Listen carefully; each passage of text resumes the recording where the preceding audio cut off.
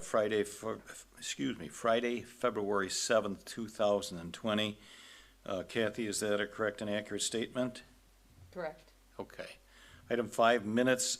You should have in your packet or have been able to look electronically minutes of the meeting of December 12th, 2019. That was a joint plan commission and town board meeting. A lot of material are comprised of 21 pages. Is there action to be taken on those minutes? Approval, corrections, whatever. We want to move to approve the minutes from the last meeting. I second the motion. Okay, a motion by Supervisor Stigler, seconded by Commissioner Cisney. Any discussion? All in favor indicate by saying aye. Aye. Opposed? That passes unanimously. Item 6, and we're going forward. What's that? Was that all right? Well, I guess let's back up for a minute. That was Plan Commission. Plan Commission approved that unanimously. Let's then have a similar motion of the town board, if we could, please. I'll make a motion. We approve the minutes of December 12th, 2019. And a second. I'll second it. Okay, Supervisor Radke and Supervisor German on the motion and second. And all members of the town board in favor of approving those minutes get by saying aye. Aye. Opposed? That passes unanimously. Thank you. Item 6, and we're going to incorporate this kind of as a regular item on the agenda. It's entitled Communication to Town Residents. I read 6A as it is printed on the agenda. Reads as follows. During the meeting on January 9th, the town board affirmed its intention to continue to employ Kathy Nicholas as the town administrator, serving at the pleasure of the town board for $600 per month, parens no change, close parens, and Kathy declined the, quote, offer, unquote, at the board meeting and affirmed her decision in writing on January 14th. Do you have anything to add to that or not? Okay, so if there's nothing further on that, we'll go to item 7. Mr. Chairman, I think it should be specified that that was an offer to continue as an at-will employee. Well, that's what it says. Serving at the pleasure of the board is an at-will employee. Okay, very good. Thank you. Same thing.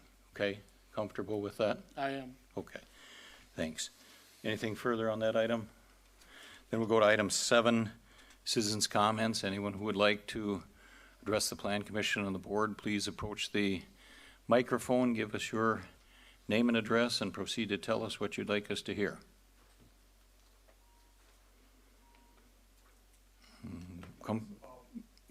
Come on forward. Well, you can, at this point in time, you can talk, other than, let me back up for a minute. We basically have a joint public hearing and we have a continuation of a joint public hearing that was started in December. Those are, I think, item numbers 8 and 12 on the agenda. I believe if you want to speak to either one of those items, you would do it at that time. If not, I don't believe there will be other opportunities for you to speak. If you want to speak on some other item, please come forward now. Other item on the agenda, or even if you would like to address something which is not on the agenda, you can have the opportunity to do that. So just get, is that mic, do we know if that microphone is on? And Hello? oh, I think it is. Is it on? It is indeed. Name and address, please. We can hear you loud and clear. All right. Theodore Peckel, South 62, West 24240, Town Line Road. I'm here about the self-storage units that are going to go up on Highway 164. And I'm in favor of Yeah, that. let's just back up for a real quick minute. That is one of the public hearing items. So if you wouldn't mind, don't mean to interrupt you, but grab a seat and we'll be into that shortly, and you can speak at that time. Okay, tell us again which one it is. They are indeed. Which? The one by Town Line Road. Yeah, that's going to be on the 164. public hearing. That's coming up Right. momentarily, so if That's you would what I just asked about. grab a seat for a second and we'll be right back to you, Okay. okay? Sorry, thank you. Okay, any other citizen comments? Okay, if there are none, we'll move on to item 8, which is a joint public hearing with Waukesha County.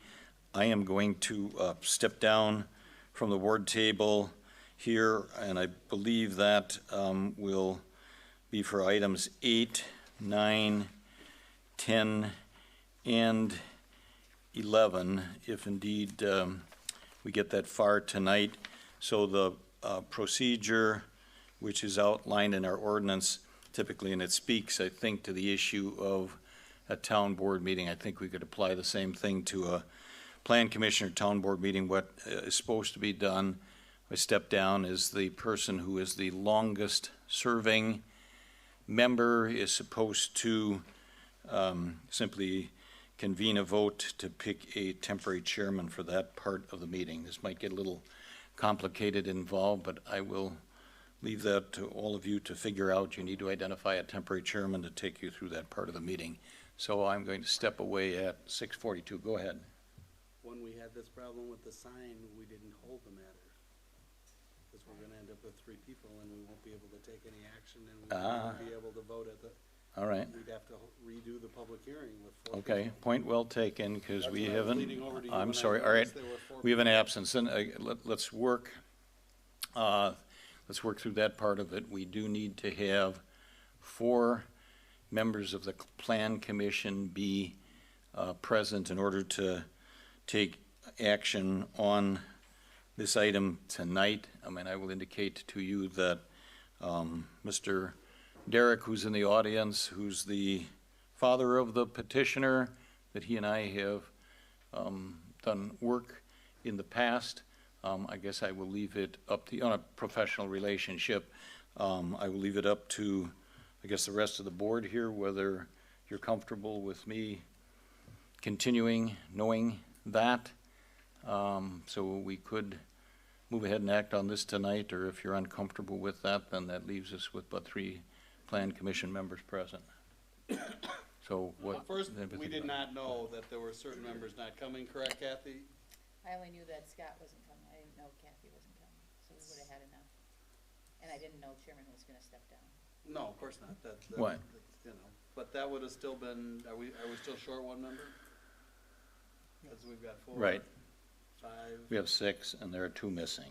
Yes, okay. So if I were to step away, we're down to 3. And I don't think the board can decide. I think you have to decide, because you're the only one who know the specifics, and I don't want to put you on the spot, but you know the details, so the board couldn't begin to make that decision, and I don't, you know, so you have to make that personal decision as to whether or not, I guess I'm somewhat not concerned, that's way too strong a word. I mean, observing the fact that you felt more comfortable stepping down. Sure.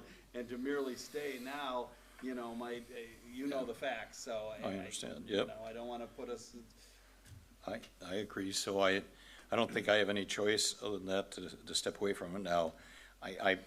Well, I guess let's ask it this way, and you can advise us on that. Could the joint public hearing proceed and simply no action be taken? Is there anything to prevent the public hearing from continuing? well, the If I problem step with down. that, and I will respond very quickly, and that is just, we still need 4 people to vote ultimately. Agreed. And so it will be difficult for them to participate if they hadn't sat through it. Now, there are exceptions if they read it or they watch it. Now, we're not taping, so that causes Yeah. another problem. I understand. We are But- taping. All right, we are we're taping now. I'm always uncomfortable because there's the potentiality, but I suppose if one of the other members watches it and feels comfortable, we wouldn't do anything but hold a portion of the public hearing and then adjourn the public hearing. So we could, but since we're gonna adjourn anyway, because they have to watch it and they have to participate to some extent, I wouldn't, let me put it this way. I wouldn't allow a person to watch the tape and then vote without the hearing being adjourned, so they would have their opportunity to ask questions. That's not fair to the person who's not here. They might qualify to vote, and I don't know what the county does on this, by watching the tape and reading the minutes and be able to participate, but since they weren't able to ask questions, we'd have to adjourn for them to get that opportunity after they. Okay, so it seems like the options before all of you is to do nothing tonight, to proceed with the public hearing, adjourn the public hearing, and be able to rely upon the recording that Mr. Ham is doing, if you're comfortable with that, and allow. We're taping now? Okay. We're back in taping. Allow them, and we've done that to the past, allow them to review the proceedings, not close the public hearing, allow them to participate, and then resume with us in another month. So I guess I'll leave that all up to you, what you would like to do.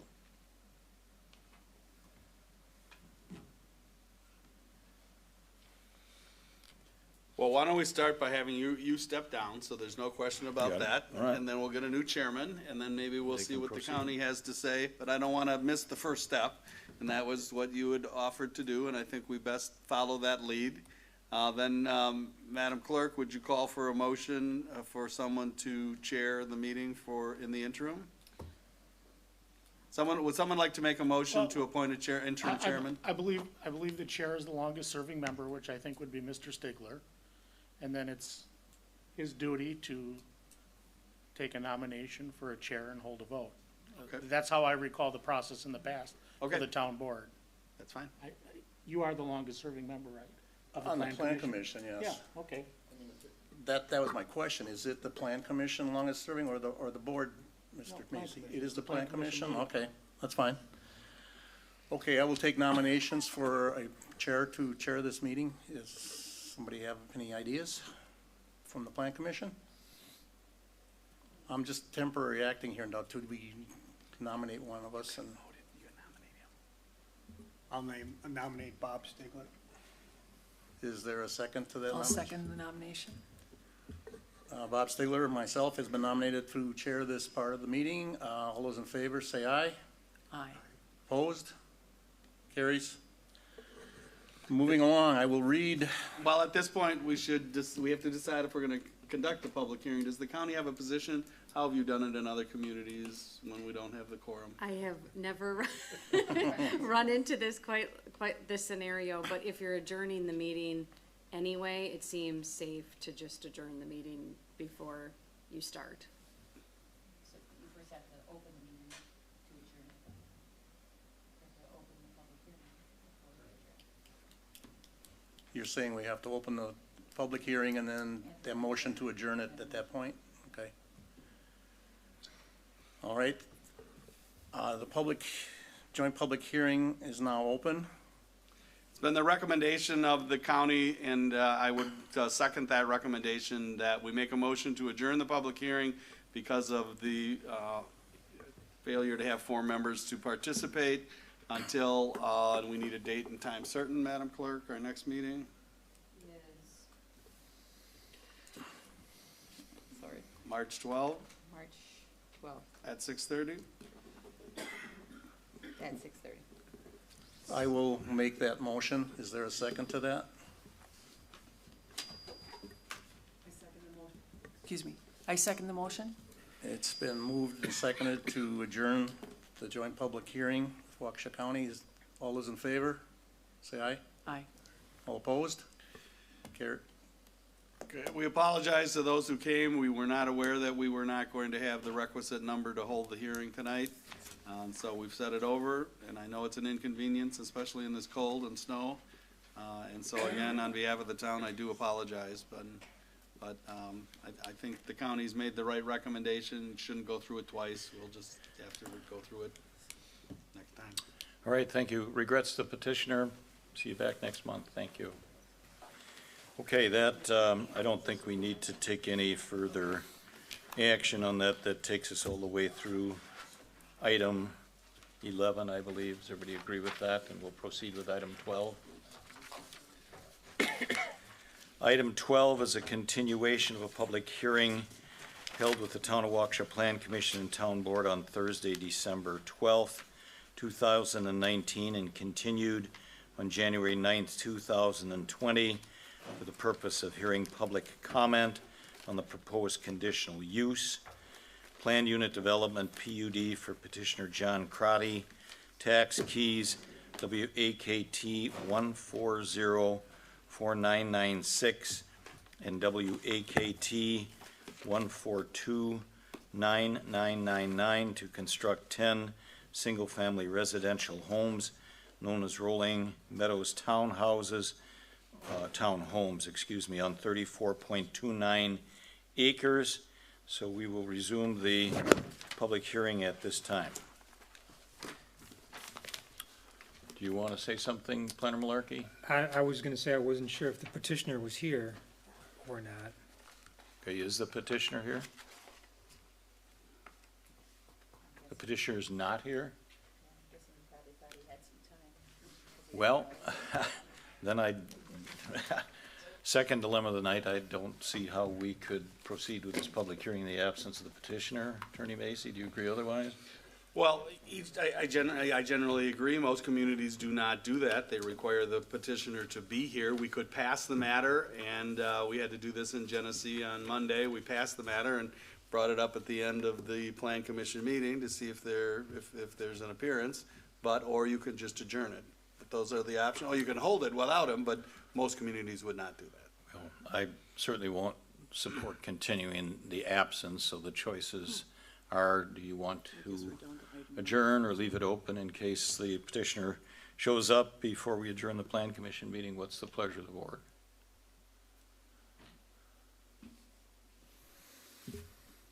He was aware of the meeting tonight, was he, or do you know? Okay. You asking the board or to the plan? You asking the board or the Plan Commission? Either or. I would pass on it and see if he shows up. Okay, everybody comfortable with that? Before the end of the Plan Commission Move on. meeting. Okay. Yeah, before the end of the Plan Commission meeting, yeah, right. I All right. can go on to it. We'll move on. Discussion on the conceptual development review for Gregory Thompson Business Name Storage Shop to develop storage units located at W 239 S 3881 881 Big Bend Road, Tax Keys WAKT 135199600 and WAKT 13519960001. Discussion by the Plan Commission and Town Board. Sean, have you got a presentation on this? I do. I have a staff report. I'll try to keep it brief. So the properties that we're talking about here, the petitioner's asking for conceptual review of a couple of properties here on between Highway 164 and Big Bend Road, just near the intersection of Wilmont Drive, the industrial park in the city of Waukesha. So the two properties in question are, if you look on the overhead, is this one and this one. And so what he wants to do is develop the property into 12 buildings with 2 condominium units each for a total of 24 units to be used for a range of uses that include storage, contractor space, small businesses, hobbyists, etc. Each unit themselves would have 1,250 square feet. Each unit would include a restroom, an office, and then multi-purpose storage shop space.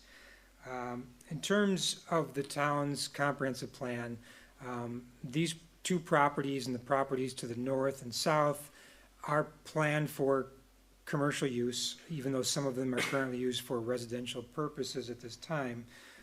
Property to the west is in the city of Waukesha, that's industrial. To the southwest is town property, also industrial uses, and then east across Big Bend Road is residential uses.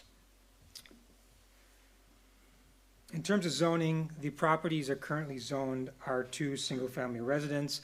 The petitioner would eventually need B3 zoning in order to do the use he's proposing. B3 allows a range of commercial uses, which includes offices, studios, automotive repair, garages for equipment, supplies, vehicles, wholesalers and distributors, mini warehouses, and similar uses as approved by the Plan Commission.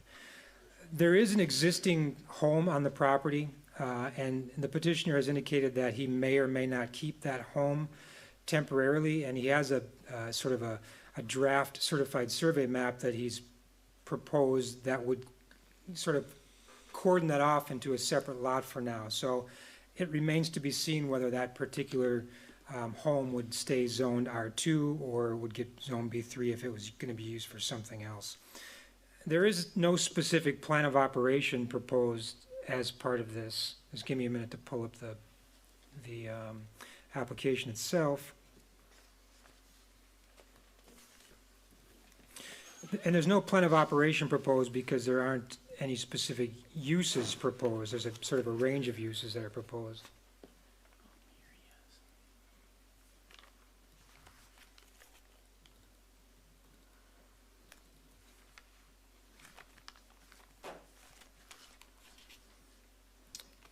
And so what the petitioner has stated is that he's given us information on, he has this similar operation in other locations and has included in the application a list of potential uses that it may include in terms of types of businesses. He has stated that they're generally low in traffic, with only a small portion having employees that work on site daily. Here's kind of a picture of what these look like. It's a mix between a commercial and a residential look in terms of massing and scale and materials. Has stated that there would be no auto repair, no welding or woodworking for commercial purposes.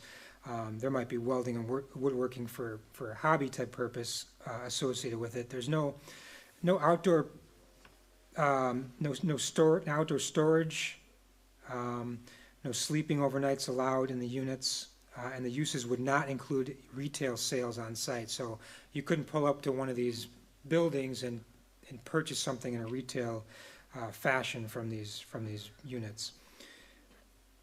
Mr. Malarkey, may I ask a question on that point, just so there's no confusion? Sure. And that is, it would be your understanding each of the users would have to come in with their own site plan, a plan of operation, or if it's a conditional use, a conditional use. So there would be no, you would see each of the units when they come in individually. Some of the people, I'm very familiar with this complex, this concept. Some people buy both of them, and they come in for one approval for both units. They buy the whole building. Some people buy a half or the other half. But there was a little bit of confusion in one of our communities as to what approvals would be needed.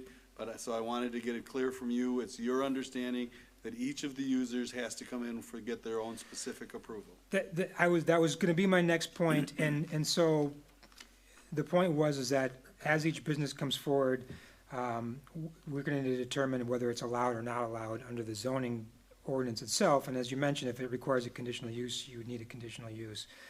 So each of these so there may be 24 different site plans of operations for each of these as they come forward. And so, will you be recommending, going back to your first point then, I'm sorry I jumped to your second point, would you be recommending any kind of conditional zoning? It's something for all of the commissioners and board to think about.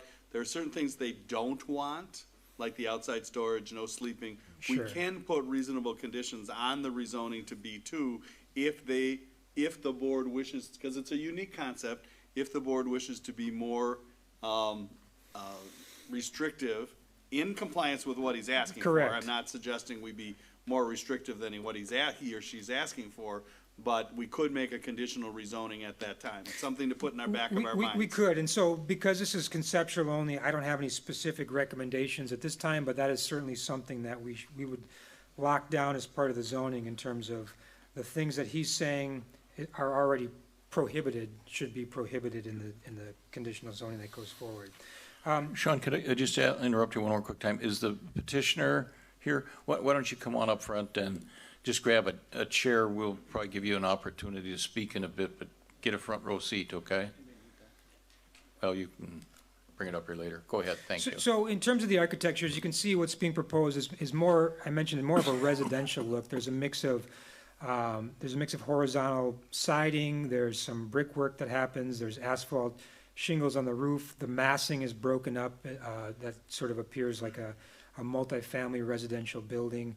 And so that's what the petitioner is going for here. And so our ordinance requires for these types, for a warehouse type of a building or something similar, that 50% of the facade that faces the road would need to be finished material such as brick or stone or something similar approved by the Plan Commission. You've seen that before on other proposals. And so these don't quite meet that. The backs of the buildings, for instance, that face 164 are primarily sided with vinyl in that case. And so the petitioner is asking for consideration of the Plan Commission and Board in terms of what might be appropriate or approved, given the fact that he wants them to look more residential in nature with, with the accents of brickwork and so on. So we can get that to that discussion. Let me just wrap up the rest of my points. There are no overhead doors that directly face the road. That's also prohibited.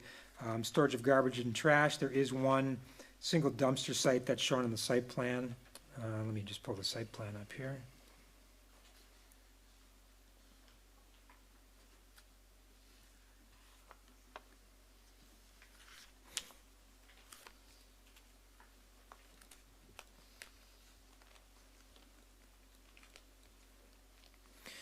And so this is the general layout, if you can see the 12 buildings lined up.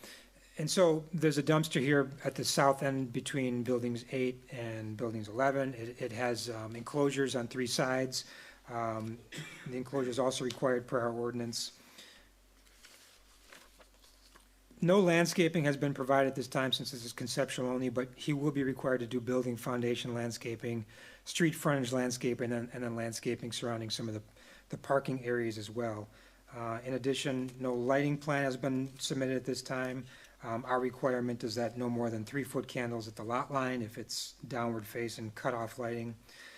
In terms of traffic circulation and access, the plan that was submitted showed access from 164 directly across from the median cut that already exists, and then also Big Bend Road. After this was submitted and after I prepared my staff report, the petitioner submitted correspondence from DOT that has stated that DOT will not grant access from 164 to these properties, because it already exists on Big Bend Road, even though there is sort of a driveway cut here coming down, but for commercial purposes, they have stated that that is not in the cards. So that means if this is eventually approved, that all access to this development will be from Big Bend Road only. Parking, each unit has a couple of parking spaces associated with them. We don't have anything specific in our ordinance for this types of use. We have the wholesale and general business establishment requirement, which is 1 space for each 2 employees during any 12-hour period. Each unit only has 140 square feet of office area. It's our understanding that there'd be very few employees working on the site, so the Plan Commission would ultimately need to determine whether the 2 spaces allotted per each unit would be enough. There's also a couple of extra spaces that are along the driveway here, including 2 handicap accessible spaces that I assume would be for use by anyone. The petitioners also presented some preliminary signage for the development. This isn't shown in the site plan at this time, but this is what he has in mind, and based on the size of the proposed signage, it does meet our ordinance requirements as well. Any stormwater would need to be reviewed by Waukesha County, as well as well and septic system. There is a well house also proposed as part of this. And so, Chris, do you have any comments that you'd like to make? I do, thanks, Sean. I have a letter dated January 20th, which has 8 comments, one of which the stormwater Sean already touched on. I'm recommending that the CSM be prepared and submitted to combine the 2 parcels if this does indeed go forward. My third comment, I think, is kind of null and void at this time, because I too kind of was thinking about the driveway onto 164, and in that comment I kind of made a recommendation that this be, if this does move forward, that part of the condition of approval be approval from DOT, and of course they flat out denied it. So I think if this is going to go through with access off of Big Bend Road, I'd like to change that comment right here and now to say that maybe we should be getting a site distance, because it's on a curve, it's wooded, So like to see some site distance calculations provided so that we can make sure that that's a safe intersection, and if it needs to get moved, we should consider that. On Big Bend Road, you mean? On Big Bend Road, yes, Got sir. it. Okay. I recommend that the internal driveways be designed and constructed with a minimum width of 24 feet to allow two-way traffic. I think they're shown as 20 if I remember, 22. We recommend that the property deed restrictions and site plan of operation conditions approval include strict no parking rules on the internal driveways, as this will restrict two-way traffic and emergency access. And we recommend that the town consider having the town fire department review the concept plan if they haven't already. And then we recommend that T-turnarounds be designed and constructed at the ends of each driveway to facilitate garbage, snow removal, and delivery vehicles. And then we recommend that the driveways be designated as privately owned and maintained, as I think the intention is. And that is all of my comments at this time. The last thing I'll add quickly is just that if this were to go through, they would need a CSM to combine the parcels. They would need a rezoning. They need site plan of operation approval, and then signage approval as well. Okay, thank you, Sean and Chris. Just probably as obvious, this is on the agenda tonight for discussion only by the Plan Commission and Town Board, so we will not be taking any action tonight. I believe that's correct, and maybe that's understood. I want to spend just a quick minute here before we introduce the petitioner, but we do have a communication with today's date that addresses the highway access. This is from Chief Daniel C.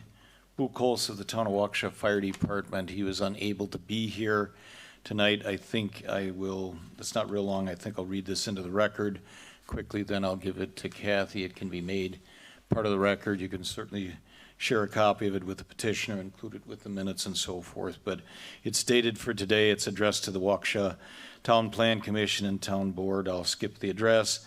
It's in reference to the storage shop, USA-Waukesha on Big Bend Road. Dear members, the plan for this development proposes a road connecting out onto State Highway 164. I received a reply from Susan Voigt, VOIGHT, Access Manager for the Wisconsin Department of Transportation on 2/12/2020 regarding the ability to access the highway with another road or driveway. She said the state would not approve an access on Highway 164. However, she said if the fire department required access, the state would approve an emergency vehicle access only. State fire codes require 2 non-adjacent access drives for commercial developments. The recommendation from the fire department is to have the developer request from the state of Wisconsin an emergency-only access at the location they are proposing their driveway connection to Highway 164. This access should be 24 feet wide, impervious hard paved surface, limited access with collapsible bollards at the entrance to Highway 164. The road must be maintained and clear of obstructions at all times, year-round, including snow and vegetation, and it's signed respectively Chief Daniel C. Buchholz. So I will give that to Kathy. Now, if we would, sir, the petitioner representative, would you come up to the microphone, introduce yourself, give us your name and address and so forth, and certainly share with us anything that you would like to. Okay, Greg Thompson, 6810 Cross Country Road in Verona. I have been working on the concept before you tonight for about 15 years. Over the last 15 years, I got about 21 developments. They're all almost identical. In fact, the building is identical. So there's like 150 buildings like this out there already. I've got them all in Milwaukee, Fox Valley, and Madison. What I'm trying to provide is kind of a mix between kind of working out of your house, small business, to more of an office warehouse type structure, more industrial type look or business. So it's kind of like in the middle, but it serves a lot of other purposes, like hobbyists, and like a gal called me today. She owns rental property, she's a realtor, and she likes to do art. So the combination of those things, this space is not readily available in the market. So there's a really nice demand for these. I'm sold out pretty much everywhere I go, because I try to keep the price point at the right spot where people will, it's like remodeling your kitchen or something like that. So anyway, this is a photo of one I just completed in Mequon, and that's kind of the upgraded. Over the years, I've kind of changed a couple of the facades, like the brick is a little taller in the front. I don't use vinyl anymore. I use Smart Side, LP Smart Side everywhere. But other than that, generally they're the same. They're the same building. You'll see the bump out. That's usually on that first building where all the brick is. That's usually on the front part, wherever you see the most streetscape, more or less. But the buildings internal are not like that. They're just basic. I don't know if you can see that. So I don't really. I think the access thing was an issue. For me, it's not. I get very low traffic. The people that use this, it's go during the middle of the day, and there's hardly anybody there. They're out working jobs or whatever. So I don't need a lot of parking. It's just not a high-use type of facility. Our trash gets picked up once a month. So it's just, but it does serve a need. The key to this thing is that I need to keep the buildings and the facades and everything the same, because that obviously it affects cost tremendously when you start changing those things. You put more brick here and there and whatever, and I'm trying to do the best I can to make the front. I mean, I think that front scape right there looks decent. I'd rather beef up the landscaping and stuff. So let's see what else. The typical uses, I know somebody mentioned about having them come in, everybody come in to get, I think it was a site plan and a Site plan of operation, so to Okay. describe what they're doing in the use and if it's permitted or not based on the zoning. Sure. I don't think that's a problem. I think what I'd like to get back generally is, okay, can I have a photographer in there? Can I have just some basic type of businesses, just as kind of a guideline, so when I'm presenting this to people, they don't, and they're not they're thinking that what they have is gonna, I don't want them to go through a lot of work and get turned down is what so some basic uses. As you can see from the typical uses, it's actually really hard to make a list because a lot of these businesses are so obscure. They're such small businesses that I can't really define them. So people ask me, well, to be honest with you, I get very few contractors. I don't get landscapers, plumbers, electricians, because they generally need more parking outside, they need more space for employees, they need that kind of stuff. And so I don't really get that. I just get these weird ones. Not weird, but Unusual. yeah. Let's see, other than that. So the access, I don't care if it comes off 164. In fact, I'm totally fine with that. I think it was more or less when I talked to Sean, it was something that the town was perhaps looking more towards having access to because it was commercial or something. But for me, off the Big Bend Road is totally fine. As far as the fire access, I'm not familiar with that. I've done a lot of these, and I'm not familiar with the two accesses from a commercial property, because I have commercial property that I don't have two accesses, a lot of them. I don't have, I've got like turnarounds and stuff like that, but they don't have to exit the property, so that's probably something I'll talk to the chief about, or whoever that was. Let's see what else. The parking out front, again, we don't have very few people that actually are there working with employees. It's really, so the parking, we've never had an issue. You can't park outside overnight. These are all in the condominium rules. We don't allow auto repair and woodworking, and welding for commercial purposes, which, not only from a building code standpoint, but just because they're kind of dirty businesses and they create a lot of traffic, and we really don't want that. It's a very, very clean operation. I think this location is perfect because it does have a residential component to the east. I guess that's east. But you can run commercial or businesses, small businesses out of them. They don't fit well in these business parks that are heavily deed restricted and a lot of other things. They don't fit well there. And so I think this, because of the highway and the corner and it's kind of isolated, I think it's a perfect location that it would fit perfect right in there. Let's see what else. Could you comment on the existing home and your plans for that? And because the potential land division that you submitted shows that sort of being split off as a separate lot. Could you give us some insight on Sure. your plans for that? So the owners want to sell the two pieces together. See, if you look at I have a phase one, which would be to the south, where it has that, see that building 12? My apologies. Yeah, where the stormwater pond is. See that property line that goes right through there, that road is? That is one parcel. So that on the CSM, that would be one lot. And then the second lot would be up into the corner there where the 5 buildings are. And then the third lot would be where that house is. And I don't really anticipate it being a house. I anticipate it more being an office or some sort of small office for somebody. I don't anticipate it being a house. I just don't know right at the moment. But I would prefer to actually zone it commercial, and I've got some time to think about it, but that's what I'm leaning towards. I don't necessarily mean I'm going to knock it down, but I might gut it and make it look like more of an office, a single-story office type structure.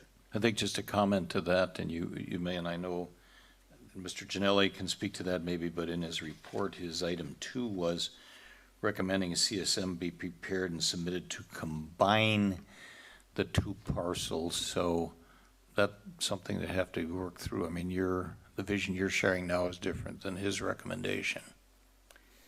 Yeah, what this does is it allows me the flexibility, because in the phase 1, if it doesn't go well, I have options. So it's more of a risk management strategy. I've got the lower half that I can complete, and 90% sure I'm just gonna move if it all sells out or whatever. It goes well, then I would just complete the project. Then that line there, that right there between those two, would probably get altered to go and so then it would be just 2 lots, the one main one and then the house lot. Okay, but you're proposing to build that east-west, left-to-right driveway, which would be coincident with the existing lot division, and not only that, it would continue where it would be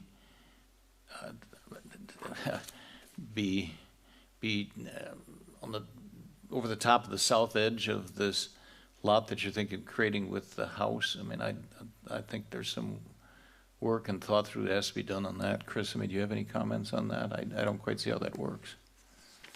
Yeah, I think you could still combine the lots and work it in phases. You know, the driveway on the lot line thing is, a little bit of a challenge, because you'd have to somehow, I don't know, maybe not. But I see that being combined as being, I think you want to do that anyway, ultimately, assuming everything goes well. I just want to have some flexibility, and it's just a risk management thing. Right, So- essentially, if the first part doesn't go well, you want to be able to I sell the wanna second have- lot. Yeah, But from sitting on this side of the bench, I don't understand in this layout, if the first part doesn't go well, how you sell the second lot when the driveway, when the property line is down the middle of the driveway. Well, you Well, actually there's- got 3 lots. Well, I know, but I'm just kind of getting through this one at a time. 2 is bad enough. again, this is a conceptual, I mean, if I have to move that driveway to the south. Okay. So that the line is on one lot, and I don't think that would be a problem. Okay, so you wouldn't anticipate literally having Like the an driveway easement, like a split? joint driveway, can you Right. have a joint driveway? I mean, would that be an option? It would, but the driveway would need to be all on one property. Oh, is I mean, that, from the town's perspective, or from this town supervisor's perspective. Correct. I wouldn't want to see a property line down the middle of the driveway. even if it was like a joint driveway easement type of, Right, because exactly if it doesn't go well and then you try to sell that second lot, which I totally understand from a Right. risk management point of Yeah. view, frankly, I think you're not gonna have any trouble because sometimes I wonder why I don't think of these things, but that's here nor there. I think I can work that out. Yeah, okay. I've got room, I Right. can move that, so I'm not. I just think you would have problems getting through the plan Yeah, commission and the okay. town board with it exactly as it is, but if you acknowledge that and understand it, Yeah, I think I can get it onto one side. again, this is conceptual other. review. Yeah. I mean, the concept I can live with. Let's just go a step further though, and we're trying to be helpful and communicative with you.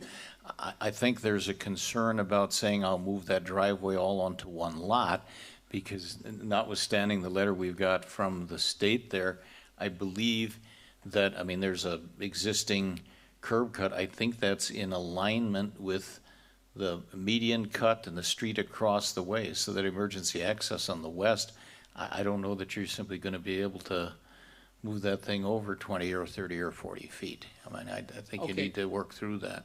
So if I didn't do that, and if I just took out that property line and just created two lots, there wouldn't be an issue. Just the one, kinda, The one L-shaped, I combined that one, that's one, and then kept the other one, and But then- moved that driveway, to the south. correct, or north or south, Move the lot whatever, line right? north, Well, I I think think you, I've got some flexibility in there, but, okay, well, I think you understand the issues, that's for you to work through. The other thing, I mean, I think some awareness that house, and I'm assuming you've seen that, is not in very good condition at all. yeah. What are your thoughts for that? Well, anything can be fixed, and I just don't know, it's a solid structure. It looks terrible, I agree, but I've been inside, I know it, I'm Okay, an engineer by trade, and I know all the building stuff, so I think I can make something that's reasonable. And if not, I just knock it down. okay. And then one other thing that I think, at least I would like to highlight, is with the elimination of 164, and the engineer made mention of it, we'd have to be sure of the sight lines on Big Bend Road, because that's a curve there, and there may be And- additional costs that you'd have to look into also.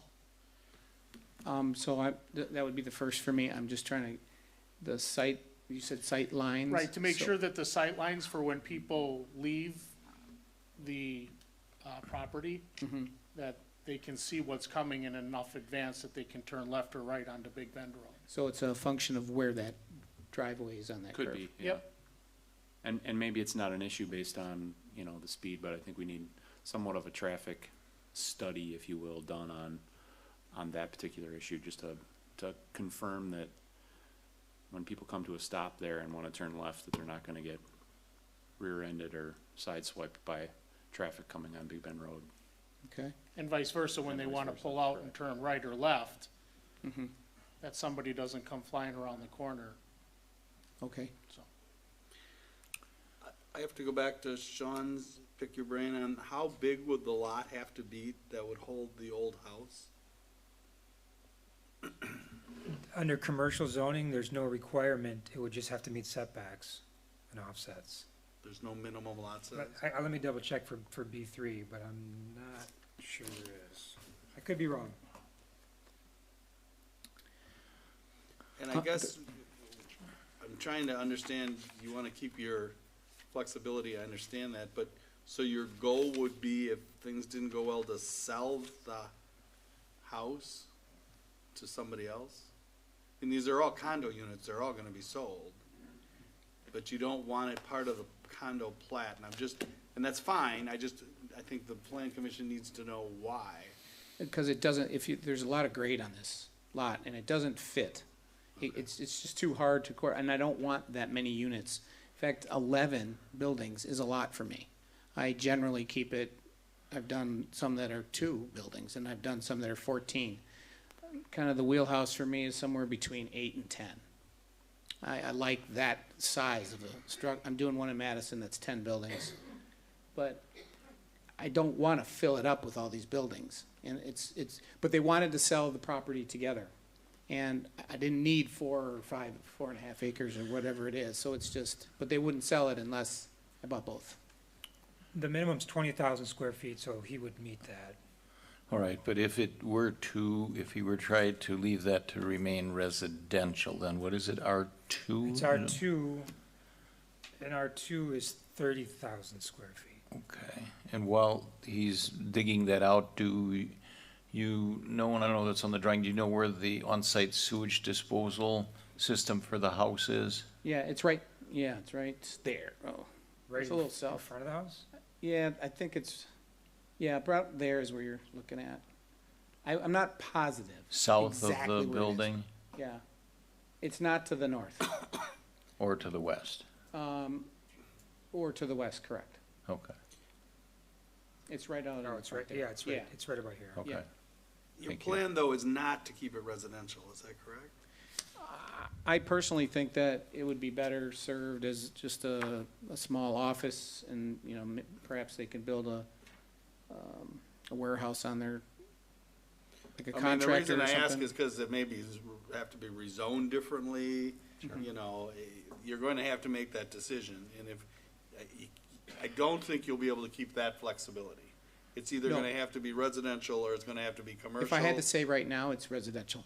And I would leave it as residential, and then, Leave it because zoned R2. I'm probably, this is what I do, I wouldn't do that necessarily, so I would, You could come back at a later date if you Somebody had could. something in mind. Somebody, if- Somebody could if you sold it. correct. right. And in the meantime, somebody can live there, it'd be very viable to live So there. if that's the case then, if that ends up being a residential lot, you'd obviously have to buffer it properly from the rest of the operation as well. And that's just landscaping. Yeah, landscaping and potentially fencing. Yeah. So the way it sits now, there's gonna be a slope that comes down from the elevation where the buildings are, down to that house. Slope. Would be a fairly significant slope down. Okay, and this is just conceptual, but to summarize, your druthers would be one L-shaped lot and one residential lot. The residential lot would have its own access as existing probably, and the other L-shape will get the drive onto the L-shaped property, and depending on what the fire department says, possibly the emergency exit to 164. Yeah. Okay, I'm That's- just summarizing where we're at. Yeah. I'm going to tell you, you're gonna have to work long and hard with the planner to figure out, I looked at the chart, and the vast majority of the uses are not things you want or we would allow in a complex like this. In a you know? B3? Yeah, I mean, And it's just, Is there, can you just give me a few examples so I know? oh, well, I'm not sure that landscaping business would be appropriate here. Is that on my list? No, it's on our list. Our I'm saying B3, when you the look list at the that are allowed in B3 our B3, yeah. B3 allows everything from B2 and allows everything from B1. So it's a big comprehensive list and we'd want to strike a bunch of Oh, them. yeah. that Oh, would- I get it. I just said you're gonna need to work when you make the rezoning. You wanted to see some of the, I'm seeing florist shop, gift shop, hobby store. Yeah, I can easily- Meat markets, Yeah. funeral homes, crematoriums. That's not part of your vision. Correct. For what these are, and so we would just say, I would know. want to strike them. yeah, and we can do that as part of the rezoning. In fact, Sean, I can't even find a lot of the ones that he wants to use. So is B3 for sure what we think this needs to be? Well, B3 is our most Flexible. generous, flexible commercial district. So it allows general businesses, I think that's even called out as just general business is one of the things in B3, so. I think it was the warehousing or storage was warehouses the in there, component that I really need. contractors' yards are in there, so it's, Yeah, I think we could make it work. Office uses are allowed in there. yeah.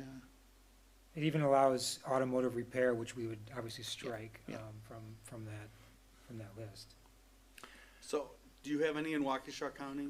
Yeah, right up on the corner of, 164 and 59.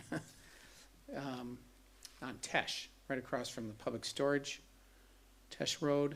You go in, it's like a cul-de-sac. You go in there and there's 12 buildings in there. That was done about 10 years ago. I mean, I know there's a complex, I think it's in the town of Delafield, and there's another complex now in the village of Sussex, very similar. Yeah, And I the just- one in Delafield I did, Okay, yeah. then I've talked to you. Okay. When you called about Sussex this year. I'm the village attorney for Sussex, and you or someone from the Delafield process called at the time. We'll talk later. Yeah, okay. Sean, a quick question for you. Is there any concern at issue at all if that is configured with that kind of L-shaped lot for commercial property? And I know sometimes we've bumped into that with flag lots for residential or whatnot. Is there any issue or concern for that at all? The configuration of it? It probably need to be discussed, and there might even be a waiver required because of the shape and configuration of the lot, because generally we try to have a square or rectangular Okay. shaped lot. I don't know if it'd qualify as a flag lot because that's normally defined as if the flag portion is less than the width I normally understand. required for, But maybe that could be put on the list, something you and the petitioner need to work through? as whether or not there's a waiver required for that, Sure. yeah. Okay. Other questions, comments, concerns from Plan Commission or Town Board? Yeah, I guess, like, my question is, those buildings are gonna be facing away from 164? The backs will be against 164, Correct, they correct? face each other, yeah. Is that, how's that gonna work with our, the facade and stuff on the front facing a main highway? Are we gonna be in violation, or is that gonna have to be fixed to have that backside of that building conform with our code? Yeah, and so that was the point I made, is so this is the elevation that's going to be facing once, yeah, that, as far as I understand, No, it'd be the This one? back, just this, that one, yeah. oh, this one, okay. Yeah. So, all you have is horizontal siding that's facing there, and so that's the reason I brought it up, is that normally when we face the road, 50% of the facade is brick or stone or other similar approved material. And so it doesn't necessarily say it has to be brick or stone. It's a similar finished material as approved by the Plan Commission. And so that will need to be discussed. One of the things I thought about is along the highway anyway, I was gonna build some landscaping berm. So the buildings would be less visible because of that. And Yep. What is the grade change there? it goes down about, so where that plateau, where the buildings are, is probably about 3 to 4 feet below the, kind of where the entrance is. Because here the hill comes down to the south, right? Here's a high Yeah. point, and then That all gets cut. you're gonna cut all that out. That all gets And cut so level. you're gonna be about, what, 10 feet below the road? Correct, there, and then as you go to the south along that highway, I would just use the dirt and build a berm so it would hide it more, because I don't need visibility. So you're keeping the floor levels of all the buildings at the same elevation? No, they're from the north half to the south half, there's probably a couple feet. Okay. But all, It's a tricky one for grading on this Okay. particular one, but. What'd you have to say? Can you go back to that, yeah, so, to the left there, that's the front, right? Yeah, that's that, That's that that's a, knock-up. like a bump And that out. would be what you consider facing each other? No, The road, the doors face each other. yeah, Oh, that. okay, got it. Right, All right, that makes sense, thanks. and that's only on like the corners. Yep, got it. And so that when you drive in, that's what you would see. So that would, if coming off 164, there was a building to the right, you would have seen that with the bump out part. Got it, thanks. The most visible would be that one. But it doesn't make sense to do them all that way. Because if I combine them all in one, they're not all gonna have that. I mean, if I just connected the buildings. So when we talked before, you mentioned obviously that the materials was a big factor for So you you- yeah, it's a big- in terms of cost, and you mentioned that it might even be a deal breaker Yeah. depending on what materials were required. So if anything at all, you're probably looking for feedback on materials. definitely, I was as part gonna of the ask that. process. I will suggest, so because every plan commission seems to have their own idea how I might change this a little bit. Mequon, I used to have I don't know if you have the plans, is this the only plans you have? Go back to some of the pictures. Sure. So go to one of the first ones that you showed, this is Mequon. Yeah. Mequon, keep going, yeah. Okay. Okay, so, see this is what I used to do, and then they made me go up here, which is fine. But you see the brick on the corners here? I had brick on I just wrapped the corners with brick. So if you look at this building from the back side, you would see brick. So if you look at the drawings. You would see, 10-foot columns on the corners right here. See here and here would be brick columns. So, and I don't have a problem doing that, but when you start doing more brick, it's obviously significant. I guess what I'm trying to say is we need to get conforming with other buildings that we've approved in the past, and we've made them do facades or whatever in the front, and I'm willing to work with this, but I think it's a great idea. I just need to get ourselves in conformity with our ordinance on facing a main highway like that, as far as what our buildings look like. And what is the requirement, Sean? Well, there's two requirements. And so one is for retail, business, service, multifamily, and office uses, that's every facade needs to be 50% appropriate finished facade as determined by the Plan Commission, which is such as brick, decorative masonry, glass, panel, ephes, etc. And then for industrial and warehouse uses, it's only the facade that faces the streets, and then wrap around 25 feet. But it's still 50%? 50% of that facade, right. Column don't get you there.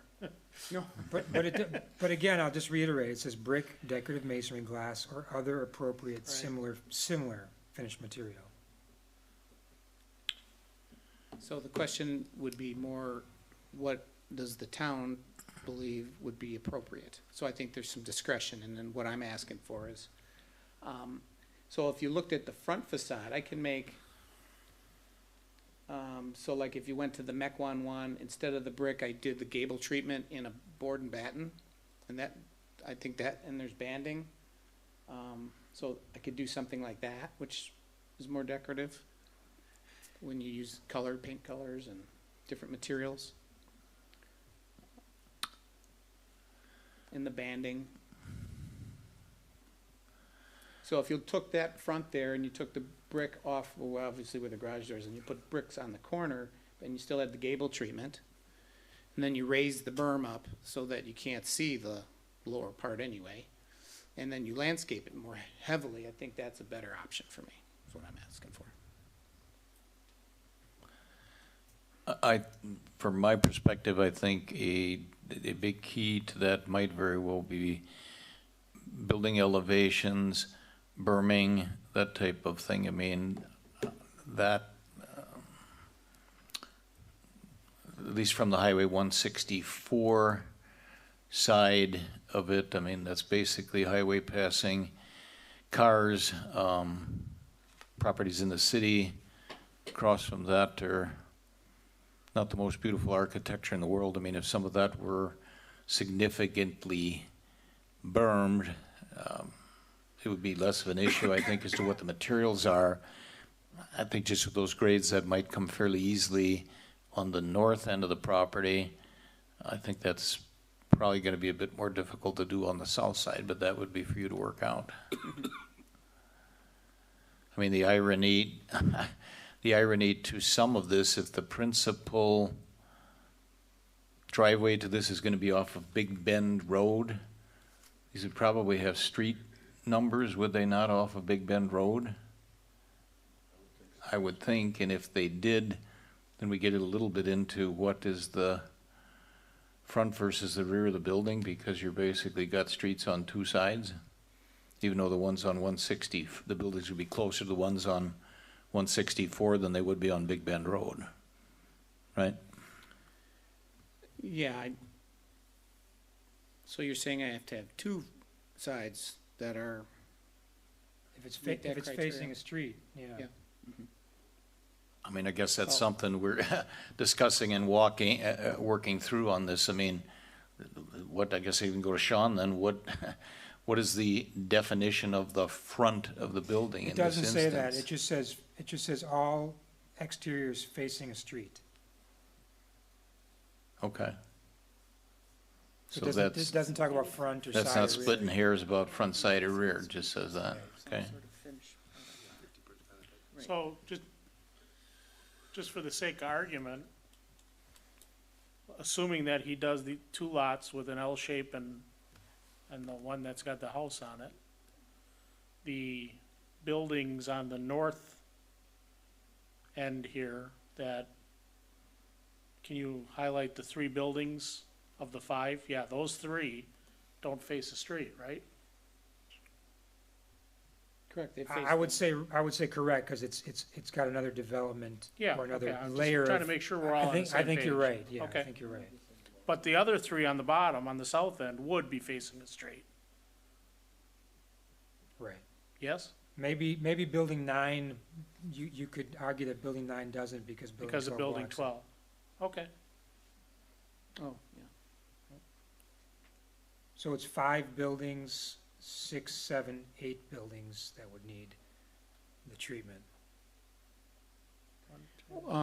So if I came in here and I put on the backs of those and I had 50%, so does it matter where that 50% is, or you're gonna look?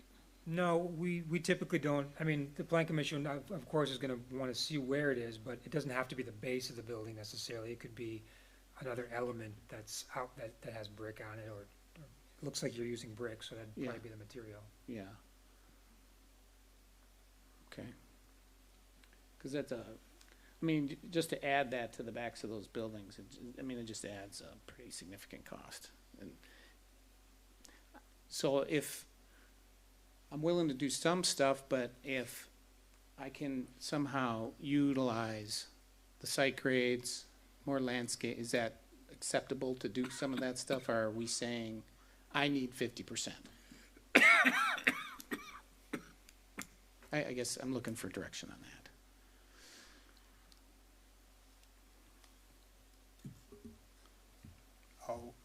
I'll weigh in a little bit. We had a petitioner last month that was a foot short. And I'll leave that up, you can see what I'm seeing. I agree, but landscaping, I don't really, it helps, but I don't think it's gonna take the 50% away, my opinion. Okay, so, he was a foot short and we approved it, right? Oh, we made him put it Now, on. Oh, we made him put it on? He just added I it. just wanna make sure we're sending the right message. yeah, He widened he the had band. 49% is what you're saying? That's right, okay. He widened the band to meet the requisite amount. Okay. He had a band. I just hate to hear a petitioner. Was that the same though, for the same reason, or was that a different reason? Are we talking about Waukesha storage?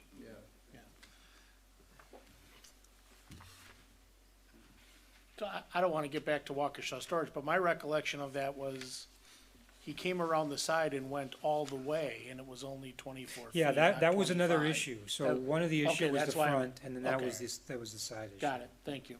I know why I'm mixing them up now. So on the side facing 164,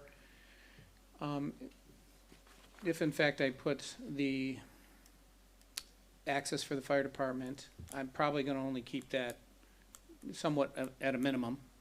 And so the buildings, normally I keep them, they go from 10 feet to groups of 3, and then they go to 20 feet, so I'll have if it's a 30-foot space between one building and the next on that street, so do I have to wrap those particular ones, 25 feet back or whatever? Do you know what I'm saying? 25 feet around the corners, Correct, on the one, so especially where where they're so close to each other? yeah, not there, right?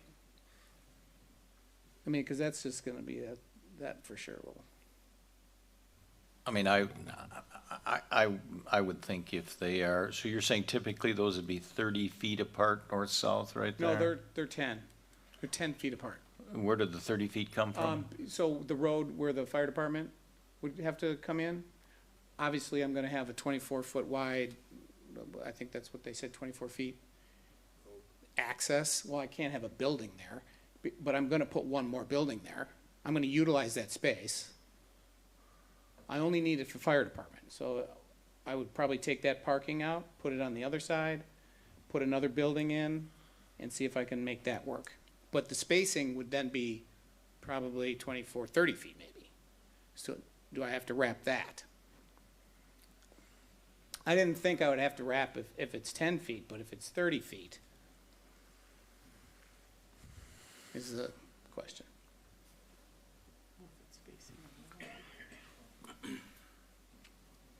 Sean, do you understand the question? Yeah, I understand the question. He's saying he logically, the 10-foot space doesn't need the wrap, but where it's 30, where if a building is separated by 30 feet, where the fire department access comes through, those two buildings, does he have to wrap those corners? Correct. They're divided. I mean, by- obviously, the 30 feet, it's more visible than 10. And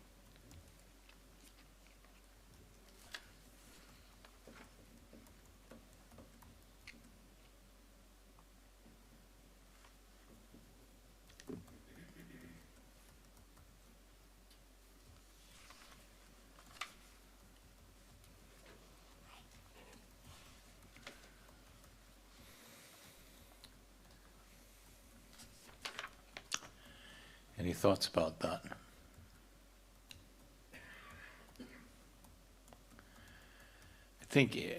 I guess I'll just answer the question this way, and I understand, appreciate, and we need to give you some good direction and stuff so you can figure out whether this is viable. I think we're kind of getting to the place where there's so many pieces and parts in here. I'm not sure we can give good answer to all those questions. I mean, I know we're looking to try to get some clarity to it, but if you're not talking about repositioning buildings and spacing between them and stuff, I think you almost got to take that step before we can give a whole lot more answers. That's just my sense. All of a sudden, we got quite a few things in play. What does anybody else think?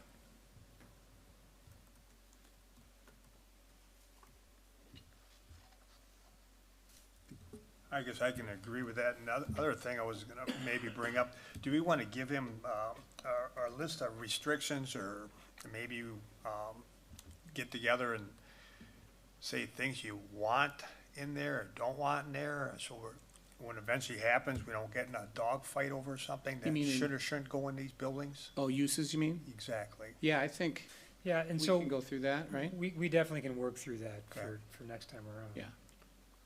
I mean, I'm as interested in controlling that as you guys are. And the people that buy it want that control too. I mean, because it's kind of a niche market, in my opinion, but. Well, they're buyers, they're not renters. Correct. I mean, some people will rent, they'll buy a whole building and just because they want the flexibility to expand or whatever, and they may rent in the interim. Yeah. One other question about the buildings and the facades and everything. I know we were talking about the street, but in general, the buildings themselves, is that, and the other facades that you see, is the look and everything acceptable? It is to me. I think we need to address the 50% issue. Looking at that, I know it's the front, but the back. Yeah. You know, I'm trying to conceptualize your concept of doing something different with the top. Yeah. Yeah, that's the The board and one, batten. yeah, the one next to it. Yeah. So you would do something similar to that one there, right? Except now you're saying is that the 50% is somewhat of a hard rule, so. Well, I'm trying to give you some direction so Yeah. that you don't waste your time here tonight. Yeah. So if that was done similar to the picture on the left, Mhm. My question to the planner is, on a percentage basis, how much is that? And my question to my fellow commissioners and board members is, whatever that number is percentage-wise, how much more do we have to do to tell him that we're gonna be flexible enough? I mean, I think we owe him that much to decide whether he wants to move forward with this project or not. I think it's good. Let me ask a question. I don't fully understand it. On the left-hand side there, that's basically the side of the unit that faces internally, if you will, to the driveway type of area? Yeah. And is the red, is that brick on Yes. there or what? Yeah. I mean, I guess the question I've got, I'm not trying to redesign your whole building, but the extent you're gonna put the brick and put the expensive there, I mean, that'll pretty much only be seen for the most part for users of the buildings, right? Unless you get in there. I mean, is there a way that you can redesign that a bit and move some of that to the elevation on the right that people are gonna see? So it's a little backwards, but I think the people that own it, and when they drive up there, should have that look, rather than just people driving by on the highway. That's the way I look at it. So Okay. I would not change anything Right. for the owners to drive up and see that nice facade. And I don't necessarily disagree with that, but all I'm saying is in some regards, in terms of the use of the materials and all that kind of stuff, the one on the left, in some regards, I think is more attractive than the one on the right. Just my point of view. It is. It is, yes.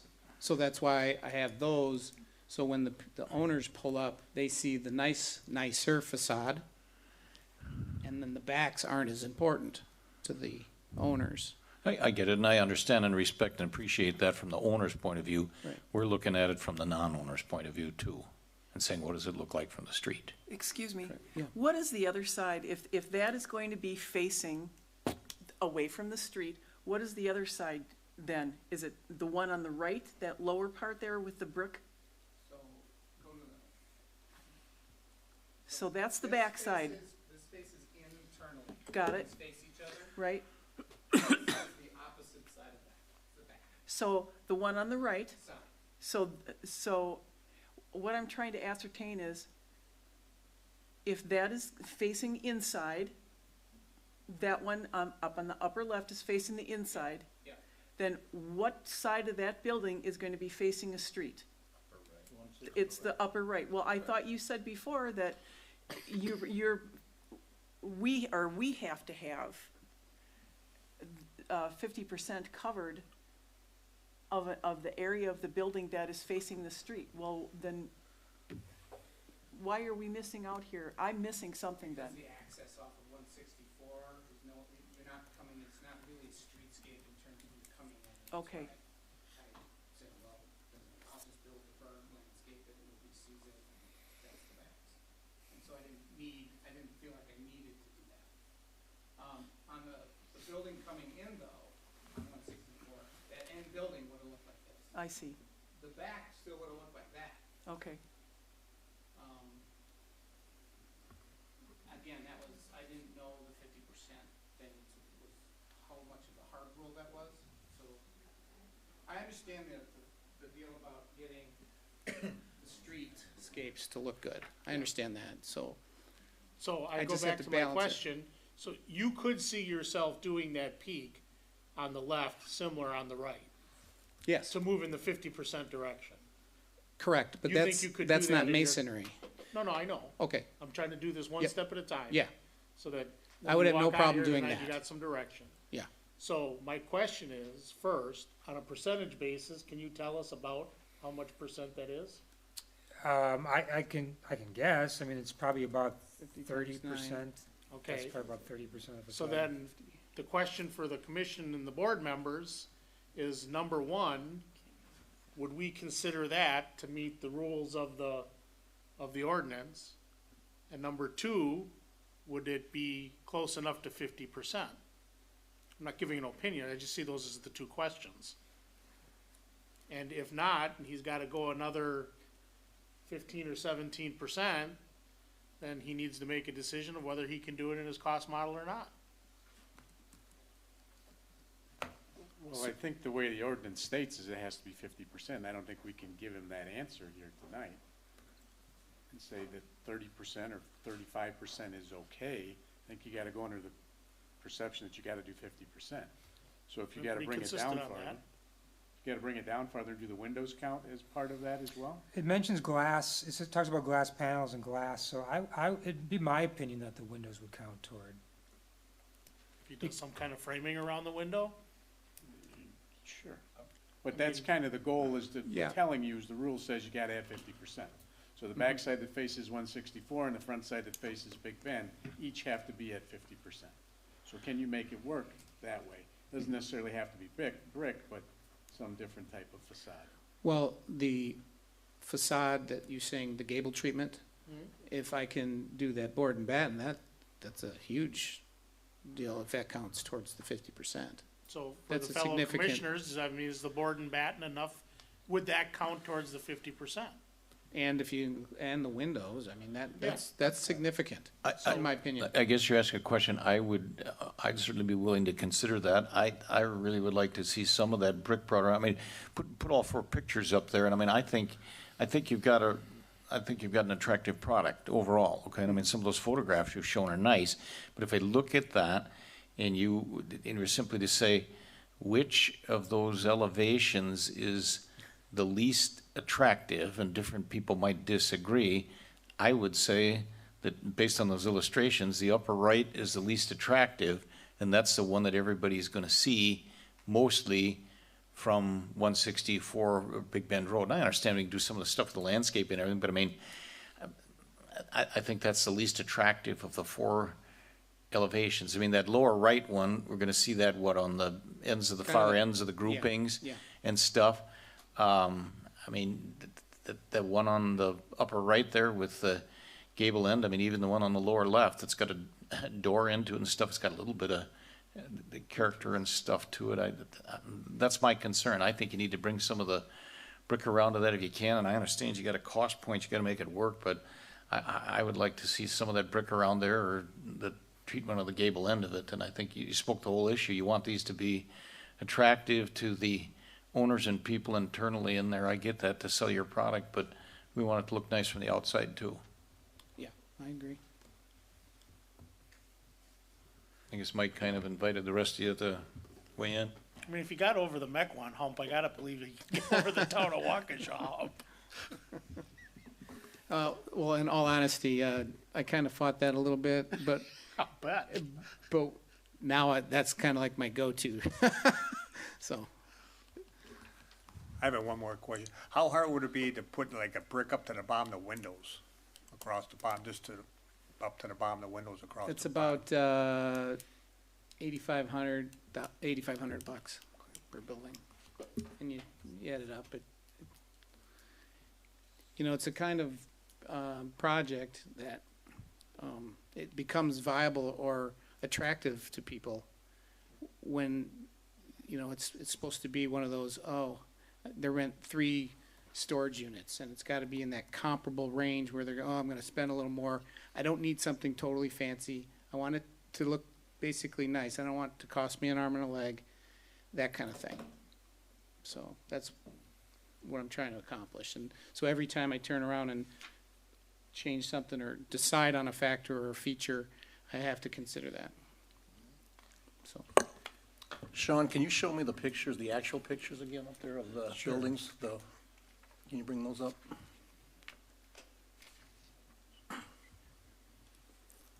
What does it say, Sean, about the LP siding? Is that in there at all? Okay. It doesn't say anything about that in particular.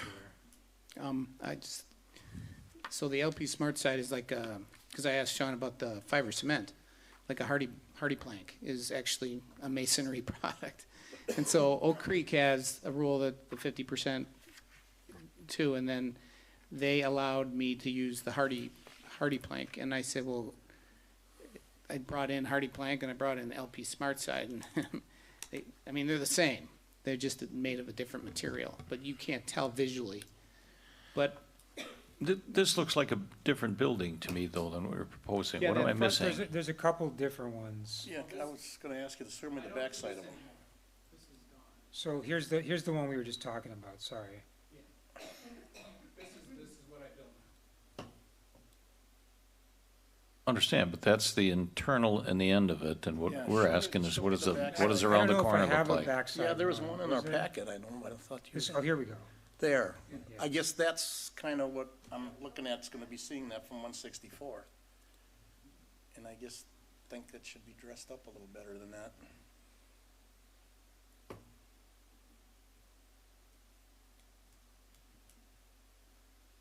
I don't know if anybody else got an opinion on that, but I mean, we're talking, this is what he's proposing, and, Well, but he's talking about treating the peak difference. well, I get, yeah, Yeah, I so agree I with mean, that, would but that I'm change saying your- if we don't put that peak in, this is what we're gonna get. Did you Yeah, also say right. the brick on the corners as well?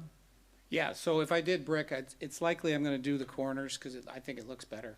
On the backside too? Yeah, on the backside. Okay, that makes So you're looking a whole at lot of. every corner having brick going up about 10 feet. And then I would probably take this band board, this one. I don't know if I'd put one up here, and then, the gable treatment. So I might change this elevation of this band board here. So, See, all I'm trying, that helps me a little bit, I'm sorry. Yeah. But I think that makes a big difference. I mean, then this is what we were looking at before, and this is what you were proposing. But if you're talking putting some brick around the corners and that, Yeah. we're getting there. Yeah, yeah, and so, the reason that I brought up the peaks is because I wanted him to know if that was gonna count towards the 50%, because it's a Yeah. big chunk. So if he leaves here tonight, I just want him to be under the impression, if he continues to move forward and spend more money, he knows that the 50%, I mean, we're pretty firm on that. Yeah, We've held I get people's it. feet to that fire. yep. So now he knows that, but he knows that his peaks count. I think, does anybody strongly disagree that the peaks count? I guess I'll say I'd certainly be willing to consider that. In the Okay. big picture, we gotta give them direction, but Yeah. the purpose You don't tonight have to is, and this has decide. been a good discussion. Yes. We're not gonna design this tonight, and No. you can Correct. come back with it. I mean, I'm certainly willing to look at that and consider it. So we've It's talked not about the off-putting peaks, we to me. talked about the windows, we talked about a couple of battens, and we got some brick, and you might be close when you put your numbers down. Okay. Does that give you, and I don't wanna cut this off, but Yeah, I again, know. we're not gonna spend all Yeah. night designing it, but have we given you enough direction that you can take the next step forward? Yeah, I think I have to, We probably can meet work with Sean. together on Yeah, what we said. tonight. Okay. and I'll move forward. And again, I'm not meaning to cut it short if anybody else has anything more, but this has been a good discussion. We dug deeper on some of this than we often do, but appreciate your Thank you. time communicating that. I think there's some real positive attributes to your project. Okay, thank you. So we'll look forward. Anybody else got anything more for Mr. Thompson, the staff? Okay, then we'll move on from there. Thank you very much. Okay, we're gonna then double back. Mr. Crowdy's here. We had moved past you because our meeting was going a little bit quicker, but we're gonna double back to you then. So item 12, I will read into the agenda, and that is the continuation of the public hearing held with the Town of Waukesha Plan Commission and Town Board on Thursday, December 12, 2019, and continued on January 9th, 2020, for the purpose of hearing public comment on the proposed conditional use, plan unit development, PUD, for petitioner John Crotty, tax keys WAKT 1404996 and WAKT 1429999 to construct 10 single-family residential homes known as Rolling Meadows Townhomes on 34.29 acres.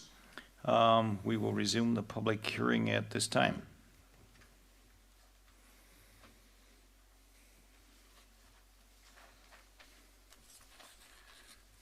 Sean, do you have anything more to add to the record? I do not. I gave an overview, 2 months ago, and then last month, we talked about it again. Last month, I discussed that they had some additional information, regarding the unit definitions themselves in terms of what is actually going to be part of the condo and what is not. And so we did cover that. I don't know if you want me to give any overview of the project, or if you'd like the applicant to maybe give another overview of the project. Is that something the Plan Commission and or Town Board members would like a refresher? Anyone? You want to speak? Go ahead. Yeah, real briefly. If we do move into deliberations and a potential vote, I would request that Supervisor German recuse himself from those deliberations on the basis of adjacent property and a petition he signed back in December of 18 stating that there should be no development on the land ever. Okay, anything else? No. Okay. I have we've got some additional information here that I think we ought to go through. You have got in the packet of information something I think Kathy prepared some answers for. Do you want to work through that? And those are questions that I think I had originally posed back in December, on December 12th, I think. You want to walk us through that?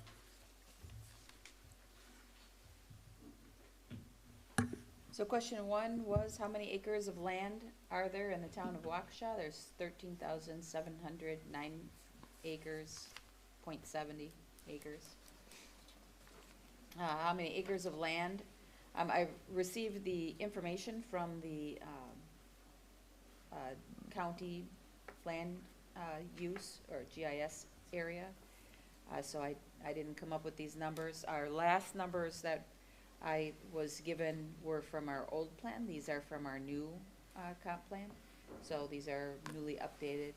How many acres of land are there in the town of Waukesha that are designated for commercial use in the town of Waukesha comprehensive plan?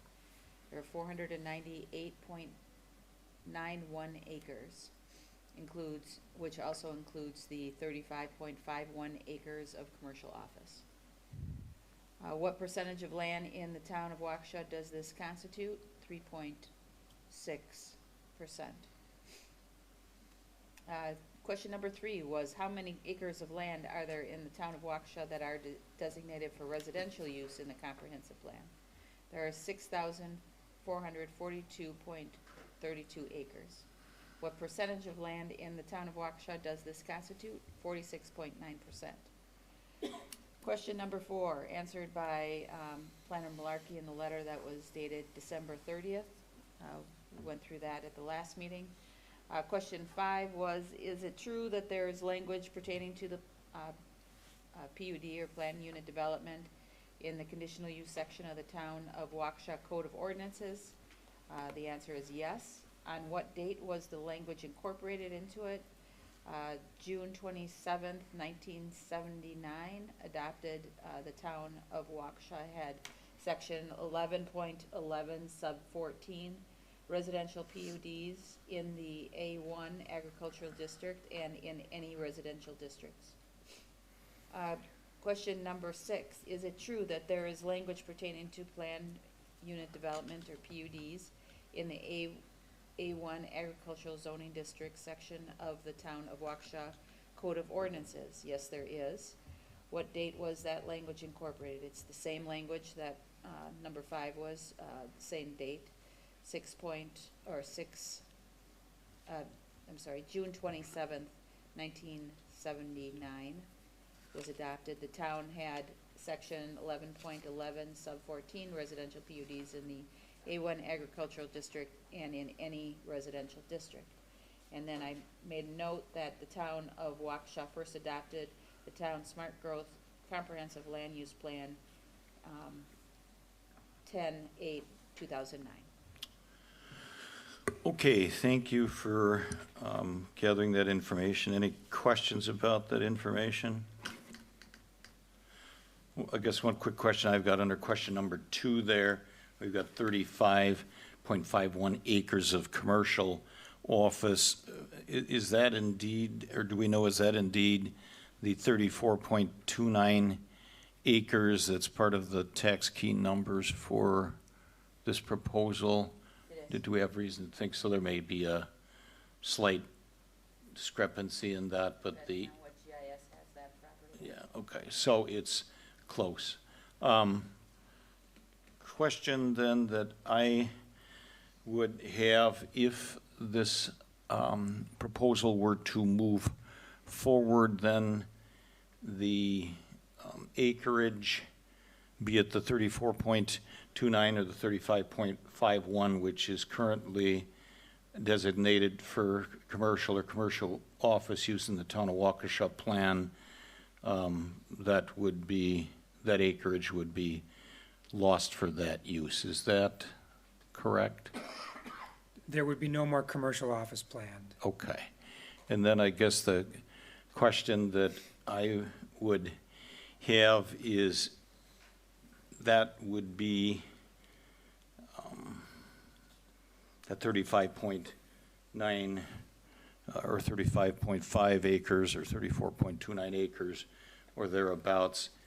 Our land use development objective, and I know you addressed that in your letter December 30th, Sean, speaks to the preservation of commercial sites, both in terms of physical characteristics and location.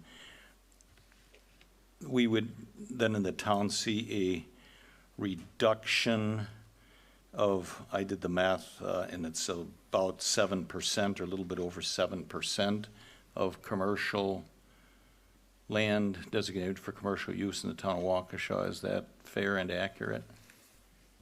That seems about right. Okay.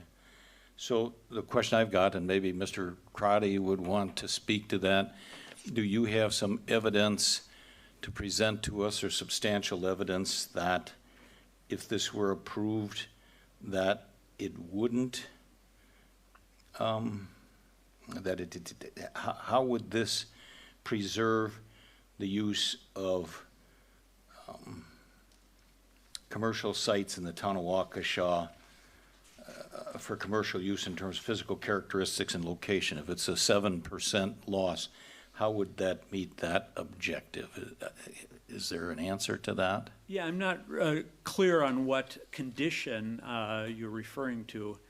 My sole obligation is to meet the conditions of the conditional use, and which condition, I'm not aware of a condition on preserving commercial zoning space as one of the conditions of the conditional use. It's not commercial zoning space, and the issue was brought up in December. It's the land use objective for the preservation, development, and redevelopment of a variety of suitable industrial and commercial sites, both in terms of physical characteristics and location. And what I'm asking you is whether, if this were approved, do you have some evidence to indicate that we would not, that the objective to preserve land for that purpose would be met? And it would seem to me as though it would not be. Let me just get to the conditions. I mean, I guess I'm looking forward, you have a proposal to mitigate the loss or that type of thing? Could you clarify which condition we're referring to, on which section? It's land use development objective number 4 in our comprehensive plan. In your comprehensive plan? Right.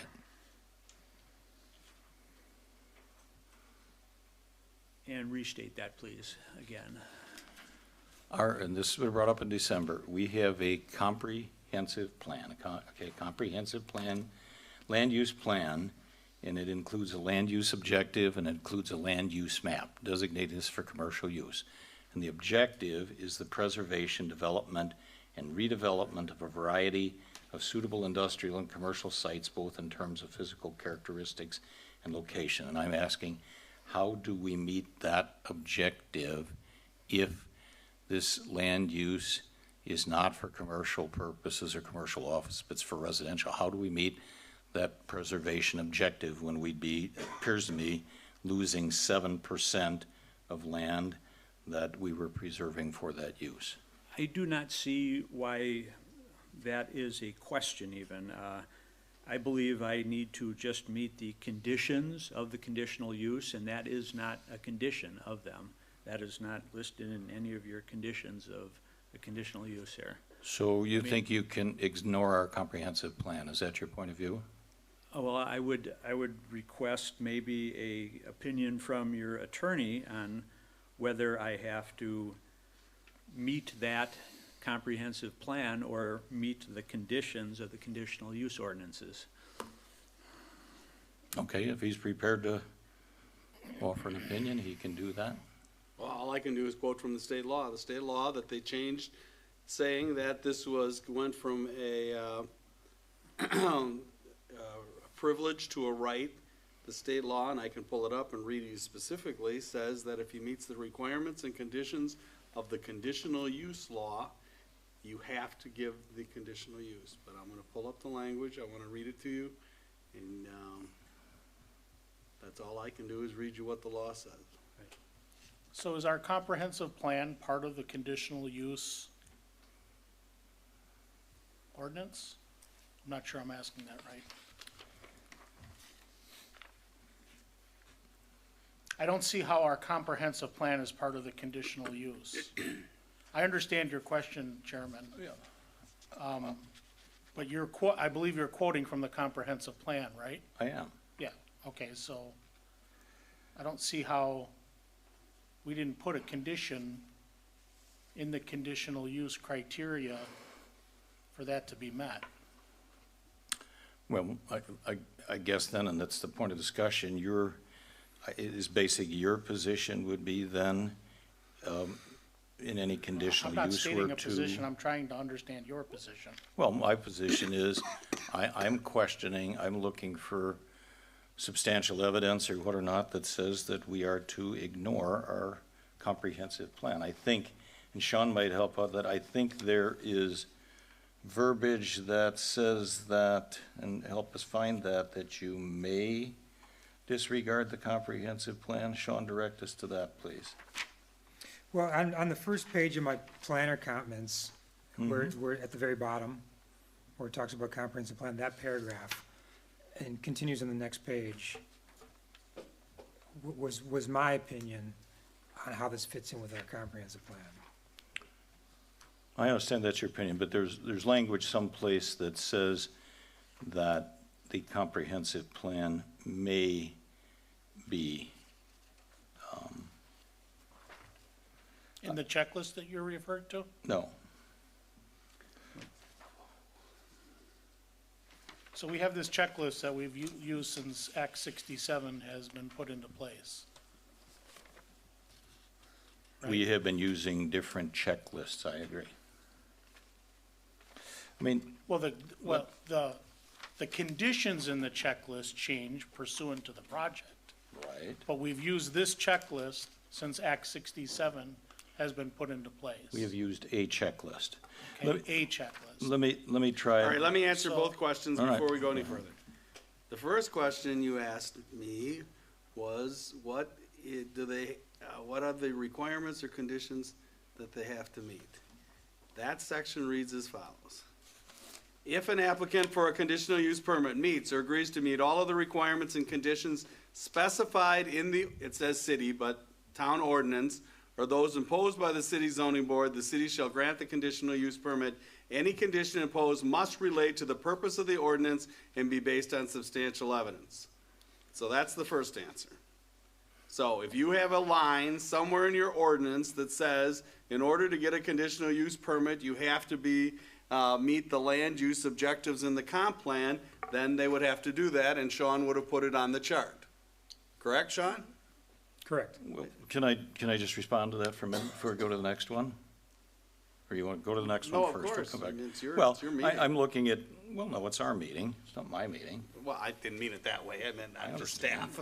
It's the plan commission. I'm and looking town at board's Sean's meeting. letter, and help us through it, but the very last sentence in your letter is, I read it, says, according to the comprehensive planning law, 66.10011 AM, consistent with means furthers or does not contradict the objectives, goals, and policies contained in the comprehensive plan.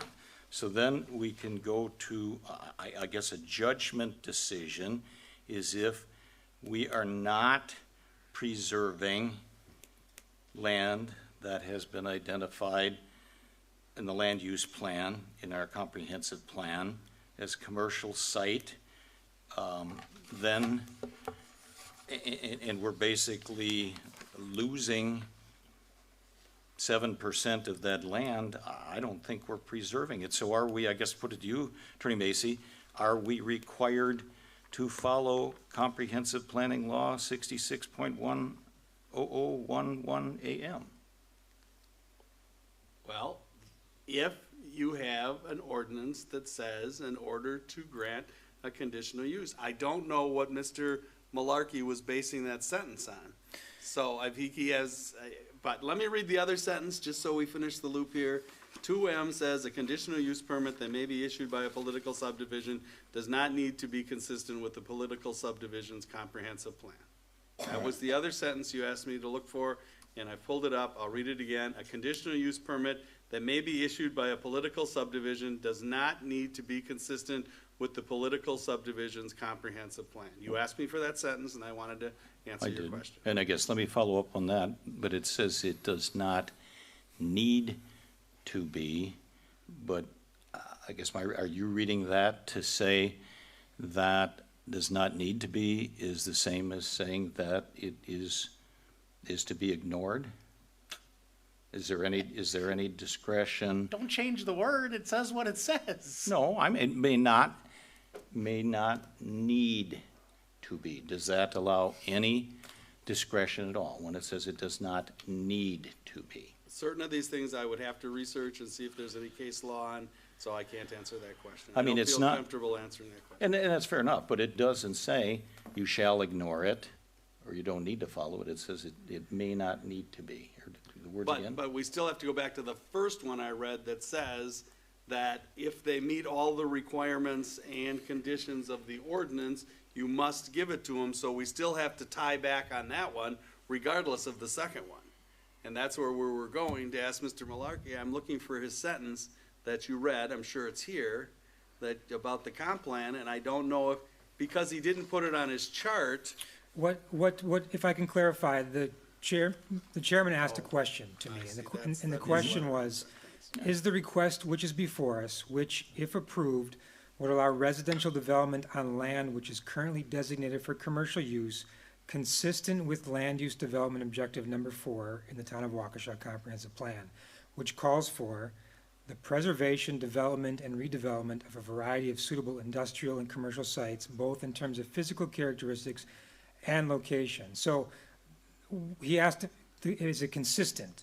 And so that's where I brought in the definition of how the state defines consistency, and that it means it furthers or does not contradict the objectives, goals, and policies contained in the comprehensive plan. So that's all I was referring to is what the definition of But this would consistency not further the preservation of land for commercial use, would it?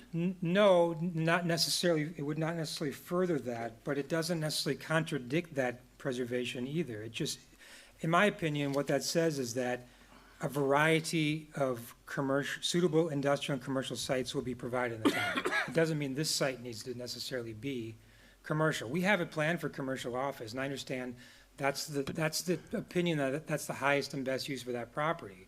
But I've also contended that a site with a particular zoning district on it that has some inherent rights based on that zoning district, coupled with the fact that a conditional use doesn't need to be consistent with the comprehensive plan explicitly, is a different thing altogether.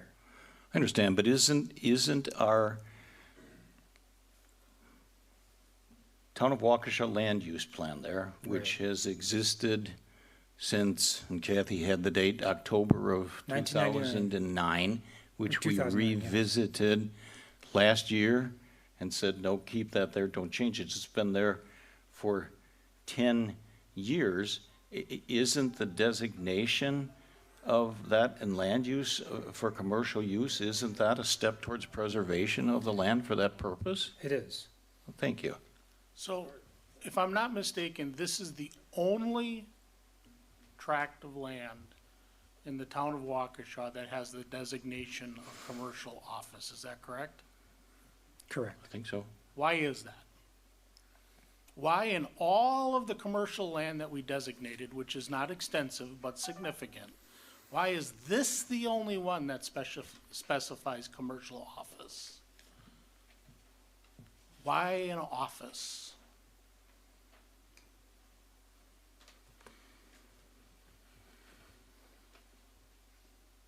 And somehow we got people banging down the door to put an office building here over the last 25 years.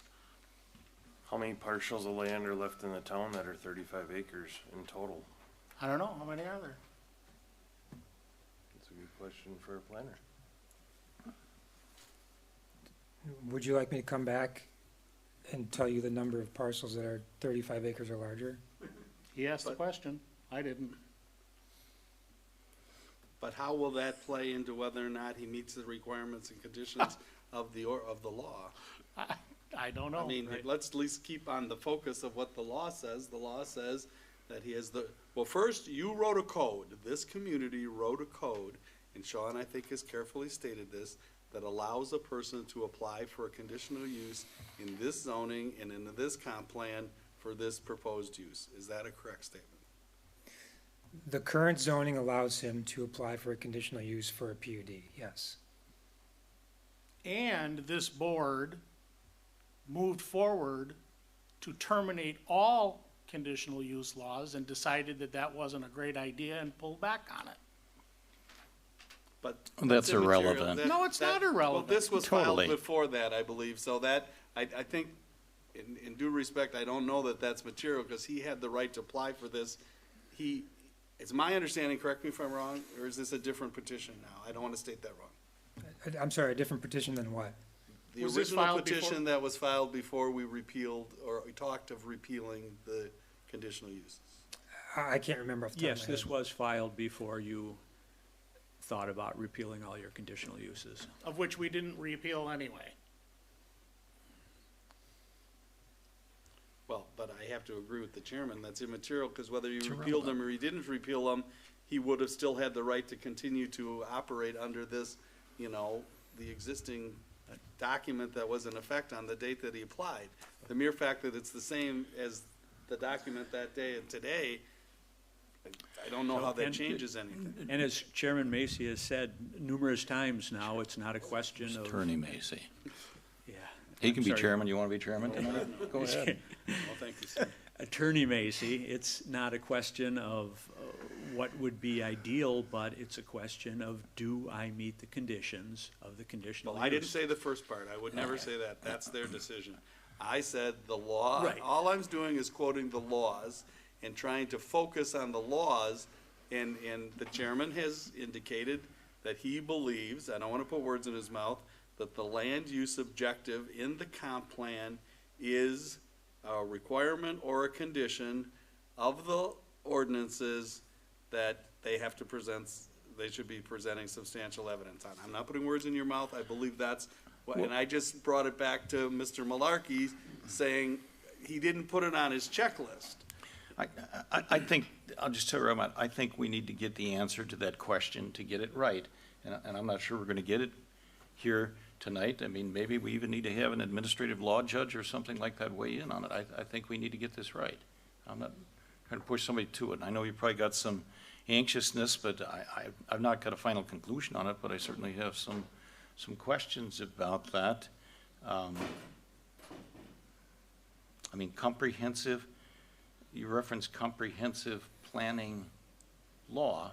Those are some pretty powerful words, and I guess I'm looking for, do we have an escape hatch here that we don't have to comply with state of Wisconsin comprehensive planning law? And I'm not suggesting I know the answer to it, but it certainly, I think, is a question. And who's going to research that? He has suggested having some administrative judge research it. I mean, if you want to take a shot at it or whatever. I don't want to take a shot at it, but I'll do what I'm directed to do. Okay. Do we have to comply? I'm still not getting the leap between where it's a requirement or a condition and of the law. And so that's where I would be going. I would be going to say, that as you all should know, because I have made it abundantly clear, the legislature did not, I'm saying this as politely as I can, did us no favors by this act. and they have caused great consternation and great problems with the wording and everything else. So, I mean, you'll probably not get an answer without going to court to find out whether this is a requirement or a condition. There'll be arguments on both sides. So I don't know that I can research it and I can give an opinion, but somebody else could have a different opinion.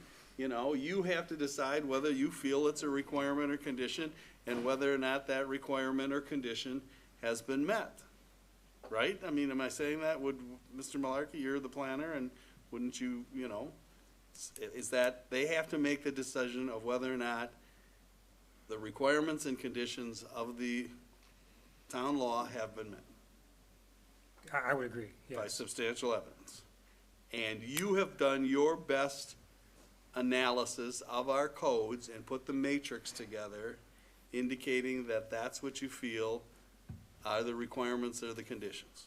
Correct. And you did not list the land use objective in the comp plan as being something that you felt they needed to submit substantial evidence on, and you did not. I'm not putting words in your mouth, I'm trying to, Right. I'll No. let you talk. No, I agree, but the plan commission and board also has the right to attach additional conditions if they're based on substantial evidence. I guess what I'm looking for is some substantial evidence, and I don't mean this disrespectfully to you in any way, and I appreciate you may need time to research. What I'm looking for is some substantial evidence from a credible source, and I'm not suggesting that people aren't, but have really thought through it, that says, no, you can disregard by statute, I mean, state statutes, I believe, supersede our ordinances, do they not? Well, not necessarily. I mean, in the conditional use law, it doesn't talk about state statute at all. It says that they have to meet the requirements and conditions of our ordinances. It doesn't say of state law. Okay, They didn't write that you have to be in compliance with all state laws to get a conditional use. That's clear in the law, right? That's not in chapter 62. It doesn't say they have to meet the requirements and conditions of it says city, but town ordinances and state law. It says town ordinances. So now we have to find out whether or not the land use objective in the comp plan is somehow tied to our ordinances as to something they have to comply with. That's what I thought you were saying. But certainly you could, substantial evidence, I agree wholeheartedly. Can I give an example? The village of Sussex, this is public knowledge, okay, had a development come in. The state law and the local ordinance did not require a sprinkler system for the building, for the conditional use that they proposed. So they brought in experts to give testimony on why they thought, by substantial evidence, that was a reasonable condition under those circumstances to put a sprinkler system. So yes, the village in that case and the town in this case that person has to stand up and testify and, you know, just like Mr. Crotty did and others, and state why they believe by substantial evidence it's a reasonable condition that they have to meet the land use objectives in the comp plan. That's what Mr. Malarkey just said. Additional conditions by substantial evidence. So yes, you would get an independent person. We had our fire chief come in, we had other people come in. Ironically, just to close the loop on the condition, the plan commission didn't accept it. They said, we don't believe that that's a condition, but that's the process, similar to what you're suggesting. If the plan commission or board were of a mind to say we want an additional condition, they would have to have substantial evidence to include that condition, and that condition would have to, let me read the sentence again. I'm not trying to belabor it, but I don't want to make light of it. This is very important. I've got to pull up the other one. I don't want to paraphrase. It said, and Sean, I think you read it before. Any condition imposed must be related to the purpose of the ordinance and be based on substantial evidence. So someone would have to present substantial evidence why that should be a condition and how it relates to the purpose of the ordinance. Did I state that correctly, Sean? Correct. Let me just, for the sake of discussion, flip it around for a minute. Is that a burden that the town has to bear, or should the petitioner need to bear the burden to indicate they don't have to comply? That depends. If it's a requirement or condition of our ordinance, which no one has said that it is, then we have to. Just like the fire. If any of you who know me, I like to give examples a little bit different but parallel to what we're speaking. That's why I'm using the sprinkler system one as the example. When the Plan Commission was of a mind to say, we want to consider an additional condition that's not in our code. Now, if you take the position the condition's in the code, then it's his burden. If you take it to the position that it's not in our code, then it's our burden to bring in to substantiate it. You have a problem, and I don't mean that in a negative way. The record does not show that condition as being a condition of our code. It's not on the matrix. Your staff has done a conscientious job of putting together what they believe the requirements and conditions are. They did not include it. You couldn't disagree with the staff, that's fine, and add it to the matrix, but then you just gotta show where in the code it's, you get that correlation. And that's fair enough, but the matrix was prepared before this issue ever came up, true? True. So, I don't think that. So, yeah, so where we're at is you'd say to Mr. Malarkey, go do the research, and Mr. Malarkey knows he uses the engineer and myself or whatever professional staff he needs. He's our planner, and you say, I want you to go and look and see whether or not you believe that compliance with the land use objectives in the comp plan should have been added to the matrix. That's a fair question, that the staff look at that, and he'll use me as needed. If we come back and say, no, that still doesn't mean you can't by proof, then the burden shifts to us. I understand. Well, I think that makes some sense.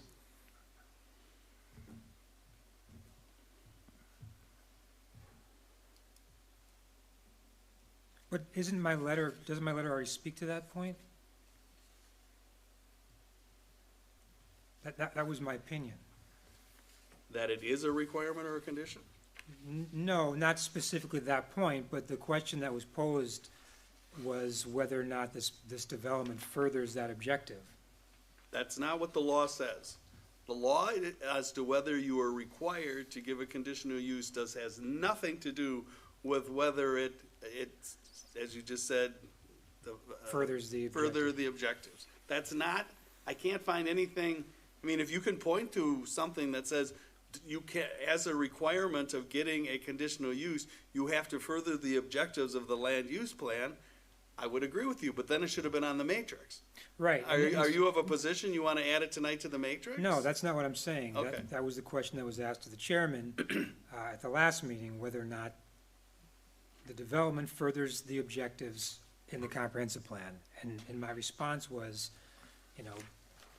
you can read my response, I won't read the whole thing, and that's when the consistency thing came up as well. And so my opinion was, and included the fact that, again, I believe that if you have a particular property with zoning on it that allows a particular use, and in this case a conditional use, that conditional use does not need to be consistent with the comprehensive plan. If you're not asking for a rezoning, you're not asking for a land division, there's a certain amount of rights that are vested in a particular property based on the zoning and the permitted uses and the conditional uses, and that was my opinion. So I might be the wrong person to ask about whether or not I think Well, I think the question is slightly different. Yeah, it's whether it furthers the objective. There's two things in play here. The question is, does it further that objective to preserve the commercial land or not? That's one question. Right. And I've different answered people that. might disagree. You might have think you that's answered been better. answered, But that's a different But question. we haven't tied is that to the CU. That's interesting information, Yeah. just like the acreage is interesting information, but somehow it has to be tied to the requirements.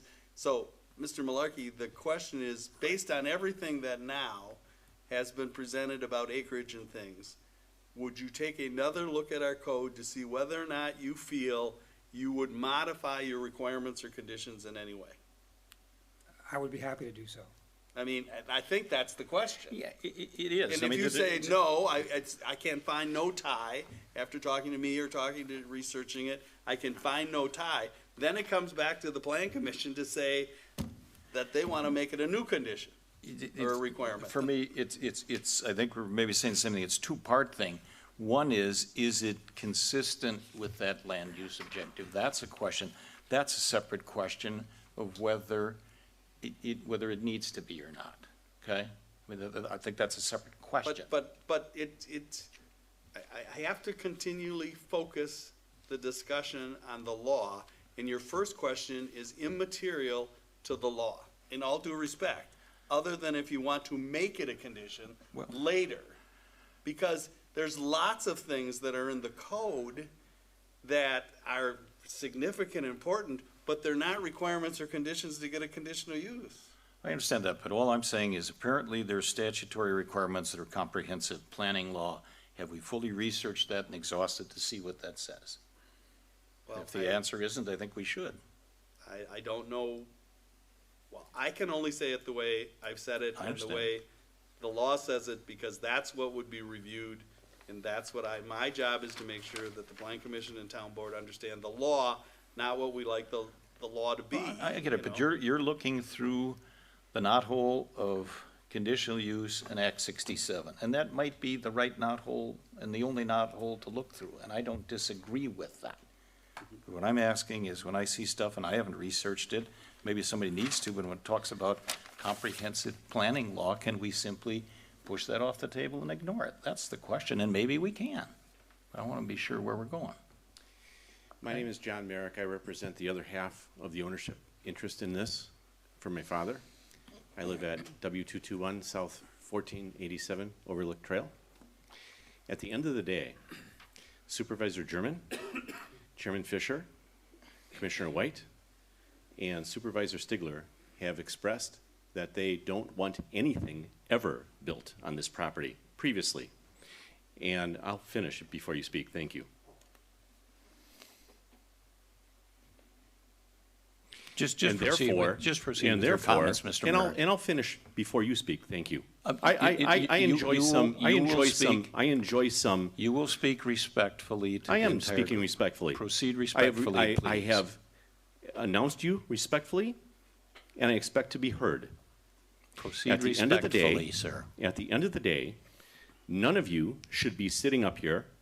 You should all have recused yourself, and I want to be part of the record, because when this goes to circuit court, and it will, I want to make sure that the circuit court understands that none of the four of you should be sitting up here viewing this. It has been been certain by Planner Malarkey that this is a legal proceeding, that there is nothing wrong with moving forward with the land use plan not being in place with the zoning code and the PUD. You are doing everything that you can. You have delayed this repeatedly to try and stop it for no good reason, other than your own personal political problems with me and my family. Supervisor German has an economic interest in this not being developed. There is no way he should be sitting right here.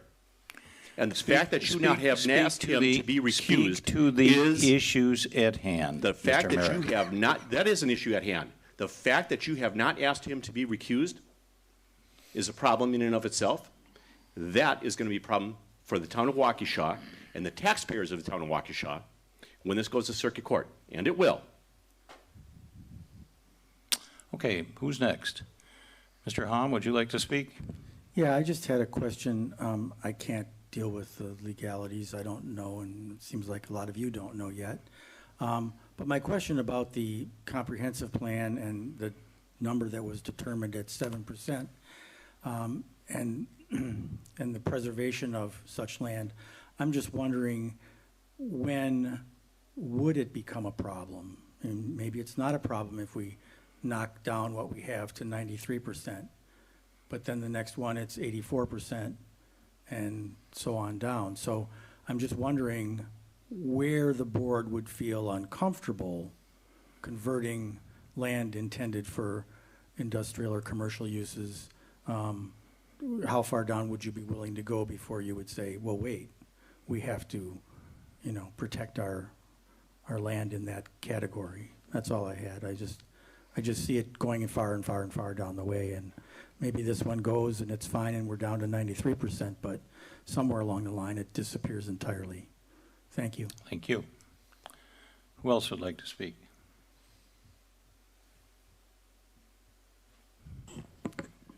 Mike Borchard, West 231, South 5205, Hunter's Hollow. The request from Mr. Cody, Mr. Merrick, as far as any of the board members being refusing themselves is kind of ridiculous because of the fact there's no substantial evidence that any of the board members have any bias on it. The members up here have been elected by the town of Waukesha residents to represent them. And in my opinion, they will review the facts and the law and make an intelligent, objective, unbiased decision based on that information. And that's the bottom line. Okay, thank you. Who else would like to speak?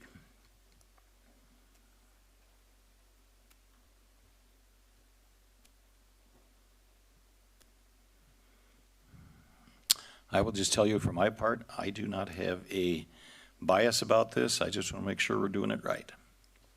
That simple. Anybody else?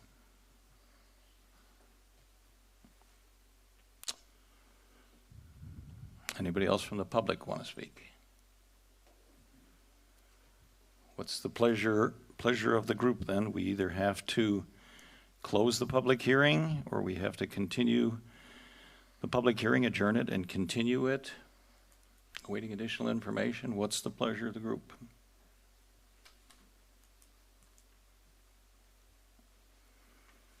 Do we want to go around the room and see what the consensus is informally?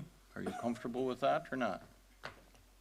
Mr. Chairman, I'd like to see a copy of the petition that I signed that stated that it should never be developed. I did sign a petition, but it never stated it should never be developed. This was introduced into evidence at previous meetings. I request that you consider not rezoning and leave the property as it currently is agricultural. And I believe that is you in the yellow highlight. That does not state that it should never be developed. I'll hang on to that. Okay, thank you. All right, who wants to weigh in? I think we should adjourn one more time and get this right. Maybe somebody should even get an opinion from an administrative law judge. Let's get to get this right. I guess as far as we've gone with this, I'd like to do the same thing. I want a final opinion and do this the right way. If that's what it needs to be done, then let's do that. Adjourn the. So the town board is hiring an administrative law judge? I'd like to know what exactly does this mean? Just hold on a minute. What is hiring an administrative Sir, law judge? I'm in the middle Sit of a down. sentence. Thank you. Sit down for a minute until he finishes, please. So my question was, is the town of Waukesha proposing that we hire an administrative law judge to look into this? That was my question. I'm not proposing that at this time. Oh, okay. And I don't know, this administrative law judge, maybe we can get an interpretation from somebody in Madison, maybe the petitioner ought to come forward with that information. I'd just like to get the answer and get it right. That's all I'm interested in. What is Get the answer and get it to? right. Just looking to assign the action item so that it happens. What's If that? you don't assign the action item, it probably won't happen. Well, do you think that's a responsibility that we should bear or the petitioner? Given what I've heard tonight, if that's the route that the town board wants to go, I think that that burden has to fall to the town board. I think we have done significant work tonight to twist the words "does not need to." It reminds me of other times when politicians have looked to define simple words such as what is. These are four pretty straightforward words. Does not need to be consistent. I mean, if we want to pay to have a administrative law judge research that, I wouldn't vote for it, but if that's the desire of the board, it's a 5-member board, we ought to vote on it. Okay, I guess we're at, so are you in favor of closing the public hearing tonight? Or do you Sounds want like people to want an adjourn it opinion. to get the answer? That's your discretion, Chairman. I'm not gonna. No, I'm polling the group here. I'm not gonna make a final decision on that alone. Supervisor German, I'm gonna go around the horn. Do you want to adjourn, or do you want to close the public hearing? Mr. Chairman, if I may, what is the action item that you're going to engage an administrative law judge on, please? I don't know that we're gonna have an action item.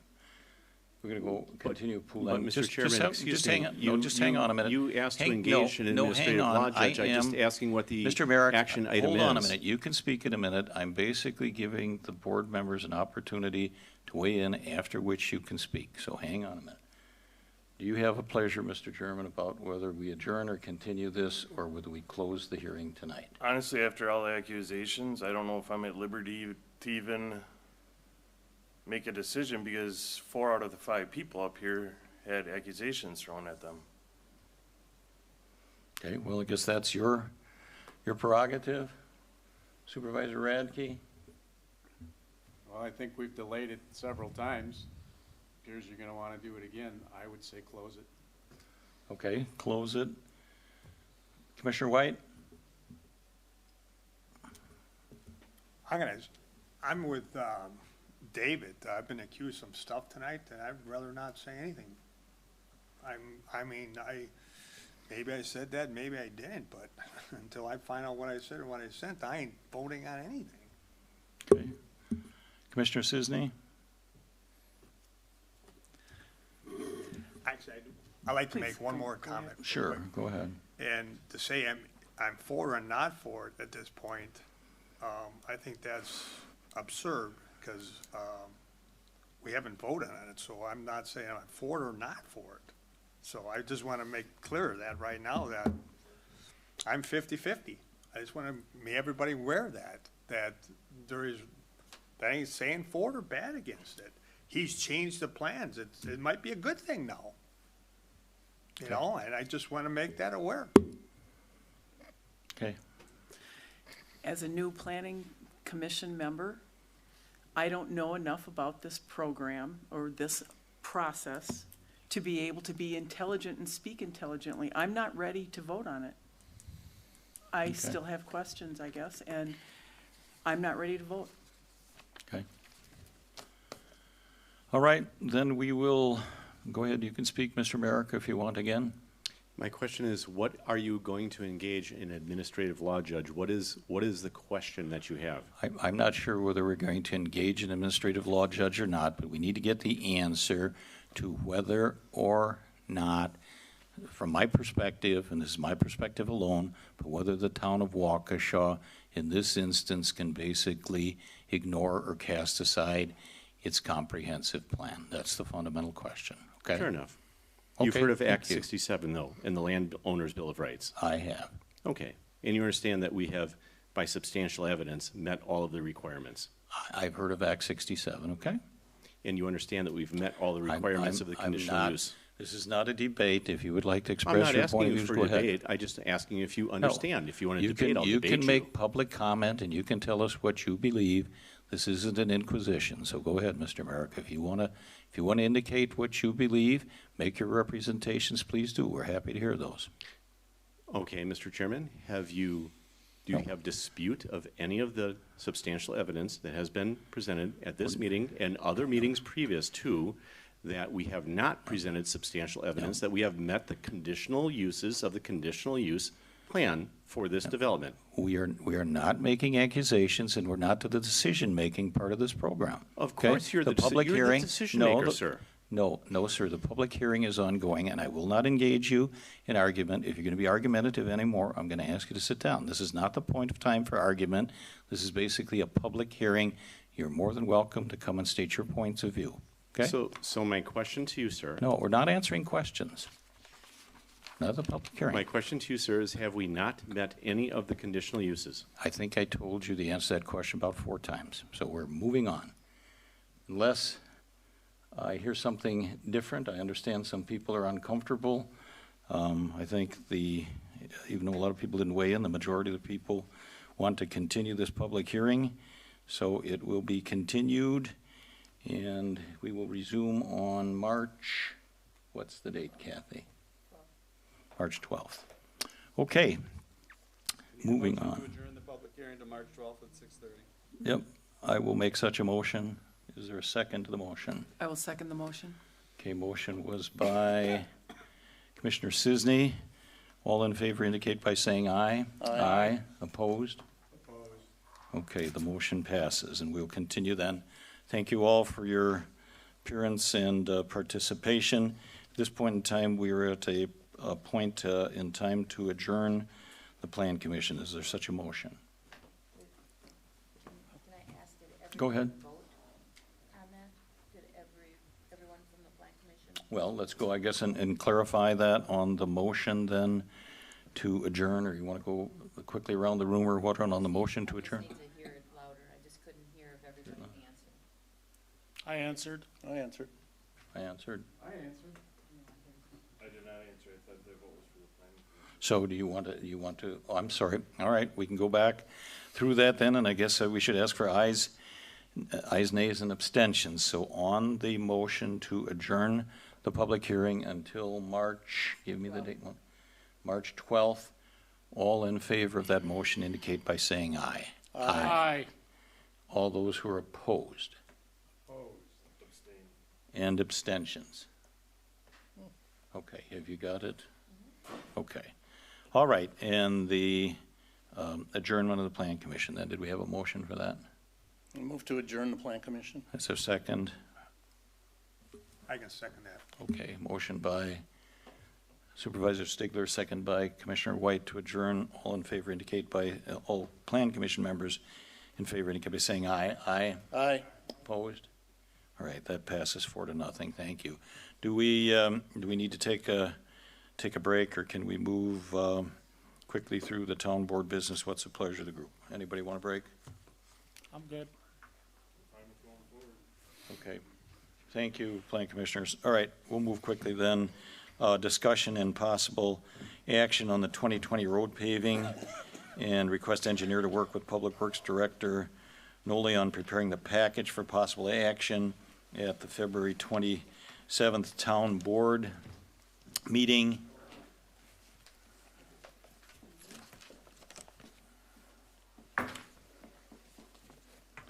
We've got information on that.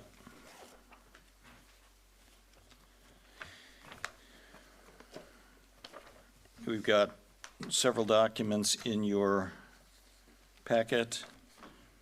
Correct, Kathy? We've got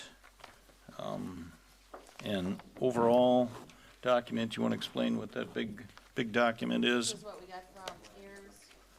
It's our updated 2019 rating sheet of all the roads parsed out in sections. And then you have this legal size piece of paper, which maybe Engineer Janelli, maybe you can even help explain that. We have the current Paisley ratings description of roads, then there were cost estimates for 2018, 2019, and then we have some recommendations for road projects for this year.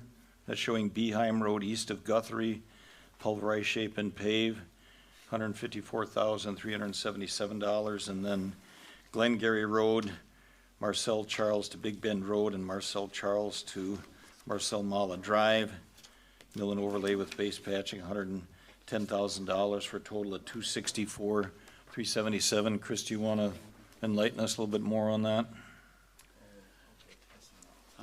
Yeah, so I created just this, talking from this legal piece of paper with all the estimates on it from 2018, 2019. In 2018, Kathy gave me a list of roads to look at and to estimate, and you can see those have numbers populated in them. Those estimates were, for lack of a better term, kind of quick and easy based on a typical type of repair for the rating of that road. And in 2019, trying to respond to, budget and pricing, I estimated again those same roads. And you can see there's quite a big difference between the 2 years. Part of that is associated with the price of asphalt went up quite a bit. There was also some local stone companies that consolidated, and stone prices in our area are a little bit inflated. And then there were 3 road segments, now 2, as I understand it, Beheim and Glengarry, that are kind of being chosen for this year's road program. The estimate for Glengarry, as you can see, is kind of doubled. The estimate was done from Marcel to Big Bend, but Marcel is a loop road which connects to Glengarry twice. So there are 2 segments of Glengarry, one from Marcel to Marcel and one from Marcel to Big Bend, and they're roughly the same size, each one being $55,000 approximately. So the total of 110 is for that entire stretch. And it's my understanding that we want to kind of move forward with preparing a bid for that work to be advertised, or to be, I guess, looked at on the February 27th meeting, and then put out the bid for March.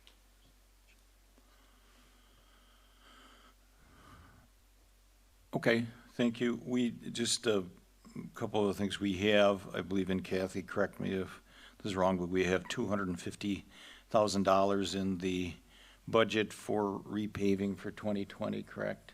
That's correct. So the engineer Janelli's estimate is for these 2 roads, $264,377, and again, that is an estimate. We won't know the price of that until we get bids in. That would be correct, and even after you get bids, because things are done by unit price, by ton, you won't exactly know the exact cost of the project until it's done. So sure, we typically, and you can go back in history and look, I try to incorporate an estimate that would be somewhat conservative, especially considering there might be some undercutting, which is difficult to estimate, and also kind of pricey when it comes down to construction. So I would, in the past, when I provide an estimate, it's typically comes in less than that when you are paying for it at the end of the project, because we've, in essence, tried to be conservative for your budget. Okay, so the question, at the end here, the question is, are these the roads that we want to do we want to basically take action to direct or request engineer Janelli? This is written up to work with Public Works Director Noli. He's basically indicated that these are the roads he thinks we ought to do. Do we want to direct him to prepare the package for possible action on February 27th, or do you have some other pleasure in terms of different roads, that type of thing to do? So that's up for discussion. Can I say something? Go, yeah.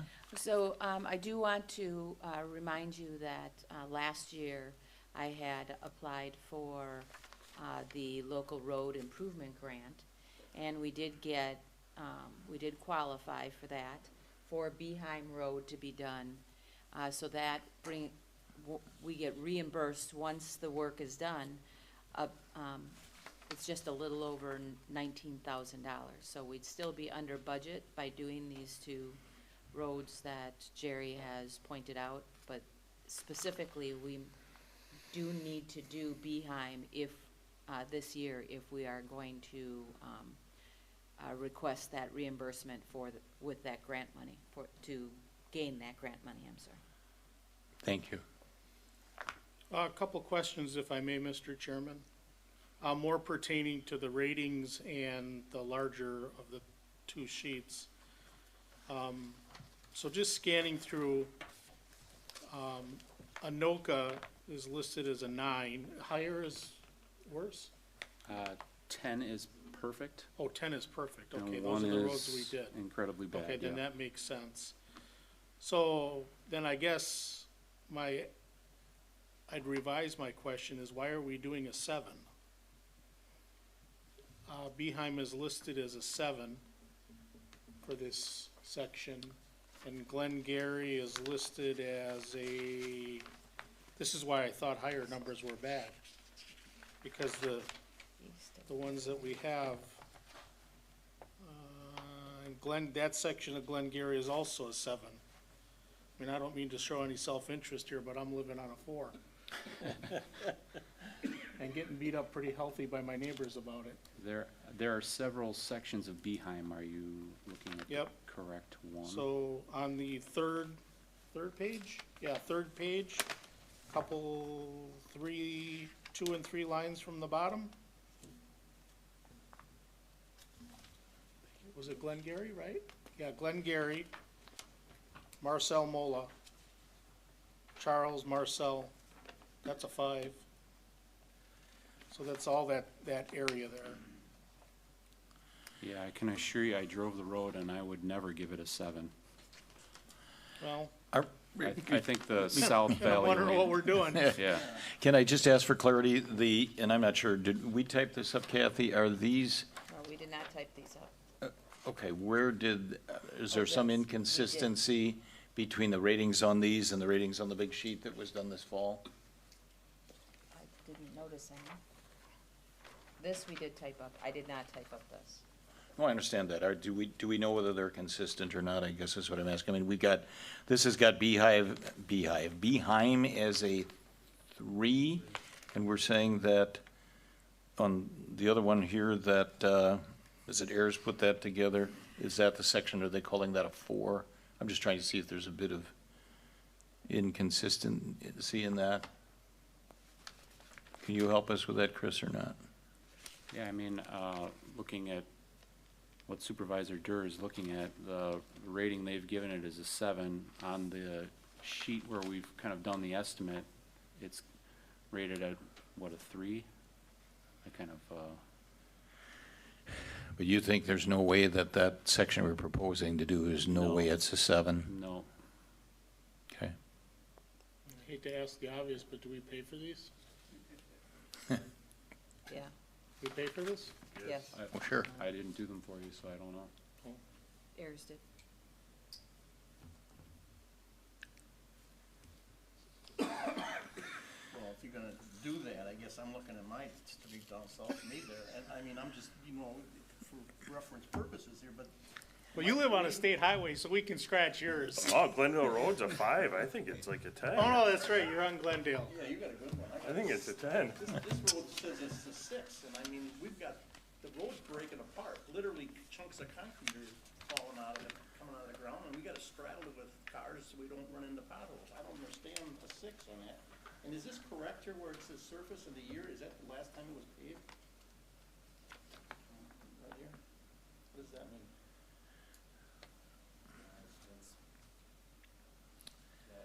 That's the year of the last improvement? The year of the last improvement?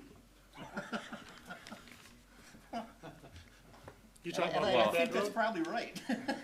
You talking about Big Bend Road? No, Town Line Road, Oh, Town Line. Town Line.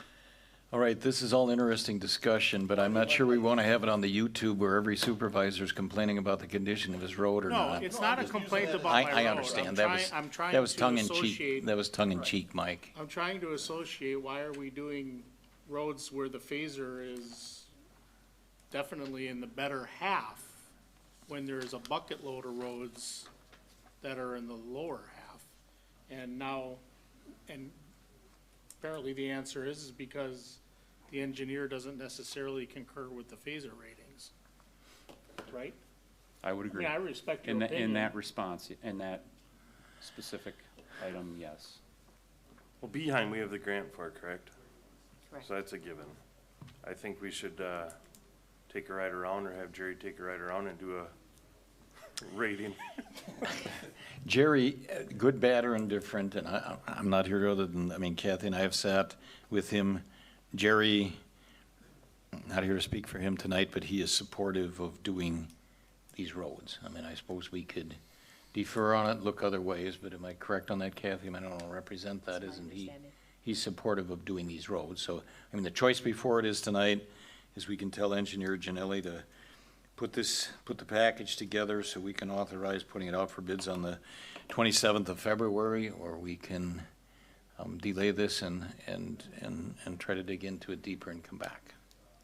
I do, and I think we want to, I'm not trying to, if it's a will of the board, prevent people from looking or digging deeper, but I really would like to think our best interests are in getting this moving along sooner rather than later so we can get it out to bid, but actually like to even be looking at crack filling and slagging and all that kind of stuff in the next step. Go ahead. So, just to make it, make you feel a little more comfortable, can we have them move forward on doing the work for, February 27th as what was, placed on the agenda with, Engineer Janelli also updating the, rating for us for these two roads?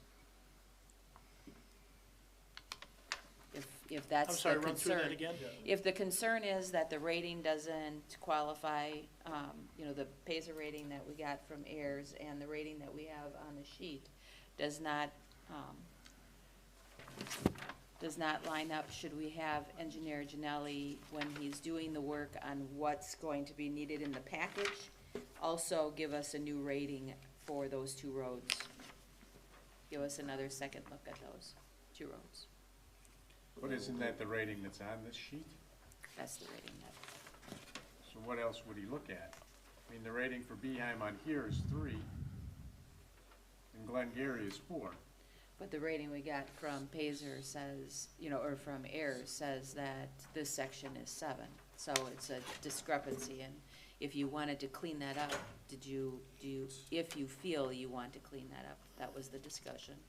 You could also ask him to, make sure that Glengarry is not a 7. If I may, I might have a suggestion on that point. I mean, if we're gonna redo Beheim, we're ultimately gonna turn it into a 9, right? If it's gonna go from whatever it is now to a 9, it's not a 7, it's a 3 or a 4, we're gonna make it better before the end of the year. Maybe there's an opportunity here for the town to, if there are others that you see that are problematic on the spreadsheet that's highlighted, because that's the one that got input to the state, I assume, we could change those after the project. Is complete. Right. Hitchhiking on that, would the board, would you be comfortable tonight? I mean, I think we've kind of said we're getting the grant money for Beheim Road, regardless of what the Paisley rating is. So move ahead with that. Would the board be comfortable to authorize Chris to go ahead and put together the bid package for Beheim and Glengarry with the directive to him to go look at Glengarry for sure and make sure he is comfortable that we should be doing that road? Could we leave that a bit to his discretion so we could move ahead? Or I can go along with that. we'd be comfortable with that? Yes. I've already looked at it, and it's All worth right. doing. So you Yeah, it's think worth it should doing. be done? I'm counting 15 roads here that are 1, 2, or 3. And I think you're right, they need to be looked at again. And I think we at least need to look at those 15 and say, yeah, we're gonna do Glengarry instead. I might be off by a couple, it was a quick glance, I mean, maybe it's 20. I was hoping to keep it like at 10, so maybe we wanna do the 1 and 2s, but I think we need to do a little, because it passed the smell okay, test. Let's do Glengarry instead. So, What did I say, am I mixing up the roads? I'm not sure. Well, we're doing Beeheim no matter what, it Right. sounds like, because we got the grant. so, just, real quick, when we went through roads when I was in 19, one of the things that I thought I got out of our discussion, and you can correct me if I'm wrong, is that it's good to get the ones that need, get one done that's a bigger project, and then get one that you might be able to save and not have to pulverize and repave. So then they don't all wait until they get to 1s, 2s, and 3s. Right. This 4 is a mill and overlay base instead of a pulverize and repave. I think that And was that's one of the cheaper. decisions when you were going through this. Correct. In 2019. So That you're is saying that's correct. why you might do a 3 or a 4 before you did a 1 or a 2? You should probably always consider doing that, because unless you've got no 3 or 4s left, your 1s and 2s aren't getting any worse. But I mean- also, Well, I mean- that's really great to tell people, Well, when I I'm mean- knocking on their door. Yeah, well, also It's- on Glengarry Road though, you go through a marsh. but that's the theory. It's like if you would choose the 1 over the 3 or the 4, the 1's gonna be more expensive to repair versus the 3 and the 4. And the 3 and the 4 is gonna deteriorate quicker and more readily than the 1. The 1 can't get worse. So There's no 0. his message to you is, look at it, look at your road where you live, and if it's a 1 or 2, don't expect it to be repaved soon. It's not gonna get any worse. That's the message, right? Gravel out and start spreading it, right? There we go. All right, so how are we gonna move forward? I mean, can we, my fundamental question is, we got stuff to fix and clean up and think through, are we comfortable enough to take action here to direct Chris to proceed in this manner, if he is convinced it's the thing to do? That's maybe poorly written, but, or what else are we gonna do? I would agree with that, and I would make that a motion. Okay, so your motion would be to direct Engineer Janelli to prepare the bid package for possible action on February 27th for Beeheim and Glengarry, unless he discovers something that greatly changes his recommendation, or words to that effect. Is that the essence of it? Yes. Okay, second to the motion. I'll second. Mr. Stigler seconded. Okay, further discussion? All in favor indicate by saying aye. Aye. That enough direction for you, Chris? Certainly, and I Great, think what thank I you. might do, given some consternation, is bid the 2 segments of Glengarry separately, so that you can pick one or both, depending on how the prices actually really do come in for the bids. Okay. Give you some options. Okay. All right, then we're finished with that. 16B, business. I don't know whether you need to formally act on it. It's indicated on the agenda to accept the resignation of Kathy Piala from the Board of Zoning Appeals, because Kathy was placed onto the Plan Commission. She is resigning from the Board of Zoning Appeals. Does the board feel it necessary to take formal action on accepting her resignation, or can we just acknowledge it and move on? Okay, we're just acknowledge that and move it on. C is discussion possible action on operator license for Emily. I won't even try to pronounce it. EYSSATSAUTIER, working at Tally's Tap and Eatery. Get information on her in your packet. Mr. Chairman, I would make a motion that we approve the operator license for Emily Essiter at Tally's Tap. Okay. Is there a Second. second the motion? So that was Supervisor Atkins, Supervisor Durr. Any discussion? If not, all in favor, indicate by saying aye. Aye. Opposed? Okay, and item 16D, I asked Kathy to put this on discussion, possible action on Green Valley Road cul-de-sac remnants. If you remember, Glory Kurth was here and spoke under citizens' comments at the last meeting. Jerry Noley and I went out there and met with two folks from the city and two folks, actually from the company that, private company that plows her driveway, and with her, Friday of last week. So we had a whole group of people there.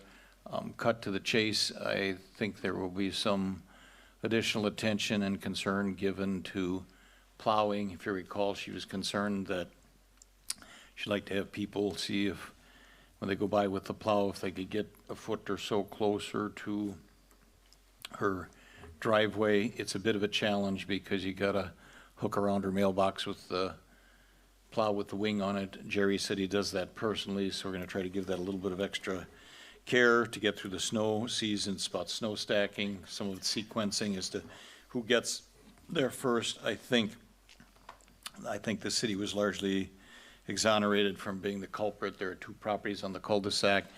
We need to come back in spring and look at that. I know there's discussion about cutting back the remnant asphalt. That can certainly be done. It is going to be a project that is going to entail some expense and everything, because it'll entail removal, changing of drainage ditches, removal of driveway sections and so forth. I actually even asked her directly whether she would participate in that cost or not, and she said perhaps a willingness to do so, but there's another property owner involved. So I think hopefully we've got the snow issue under control.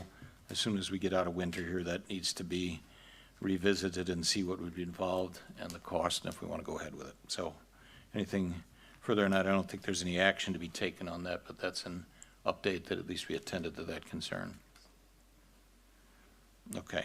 Item 17, announced closed session. Hereby notify the town board of the town of Waukesha shall convene and may, upon motion duly made and seconded and acted upon by roll call vote as requested under Wisconsin Stats 19.851G, go into closed session during the course of the meeting. The town board members may attend the closed session. The purpose of the closed session will be as follows: to confer with legal counsel for the governmental body who is rendering oral or written advice concerning strategy to be adopted by the body with respect to litigation in which it is or is likely to become involved, specifically pertaining to border protection and joint municipal court. Is there a motion to go into closed session? Chairman, I'll make a motion to go into closed session. And is there a second? I'll second it. Motion by Supervisor Radke, second by Supervisor Stigler. Roll call vote, please. Chairman Fisher? Aye. Supervisor Stigler? Aye. Supervisor Durr? Aye. Supervisor German? Aye. Supervisor Radke? Aye. Okay, we are in closed session at 9:22 p.m.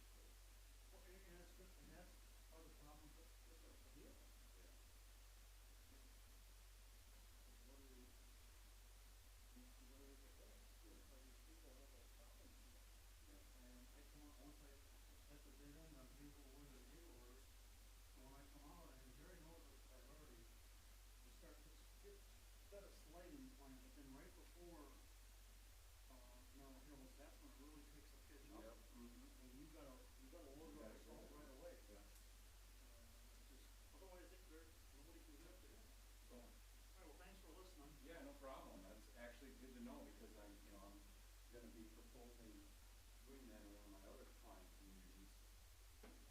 And, you know, they've always been opposed to SCRAD and some of those ceiling type products because they're kind of messy and, you know, application wise, kind of dirty. But, yeah, I'll talk to one of my guys who's going to expert there and see if there's something different that we can try. And then the other thing too is when you are doing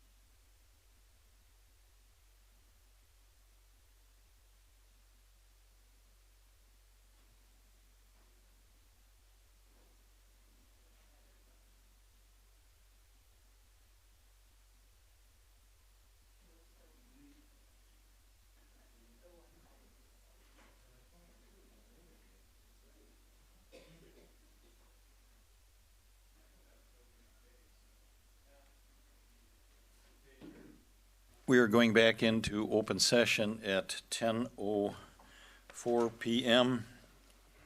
There's no action to be taken. The last item on our agenda is the payment of the bills. Make a motion to pay the Ruckert and Milky bill in the amount of $4,939 even. Is there a second to the motion? I'll second that. A motion by Supervisor Durr, second by Supervisor Radke, pay the Ruckert and Milky bill in the amount of $49.39. Any questions? Roll call vote, please. Supervisor Stigler? Aye. Supervisor Durr? Aye. Supervisor German? Aye. Supervisor Radke? Aye. Chairman Fisher? Abstain. Is there a motion to pay the remainder of the bills? I'll make a motion, we pay the remainder of the bills in the amount of $76,861.02. I'll second. Okay, motion by Supervisor Radke, second by Supervisor Durr. Pay the remainder of the bills, $76,861.02. Roll call vote, please. Supervisor Stigler? Aye. Supervisor Durr? Supervisor Aye. German? Aye. Supervisor Radke? Aye. Chairman Fisher? Aye. Okay, is there a motion to adjourn? I'll make a motion, we adjourn. And a second. Second. Supervisor Radke and Supervisor Durr. Motion second to adjourn at 10:05 PM. All in favor, indicate by saying aye. Aye. Aye. Opposed? We are adjourned. Thank you.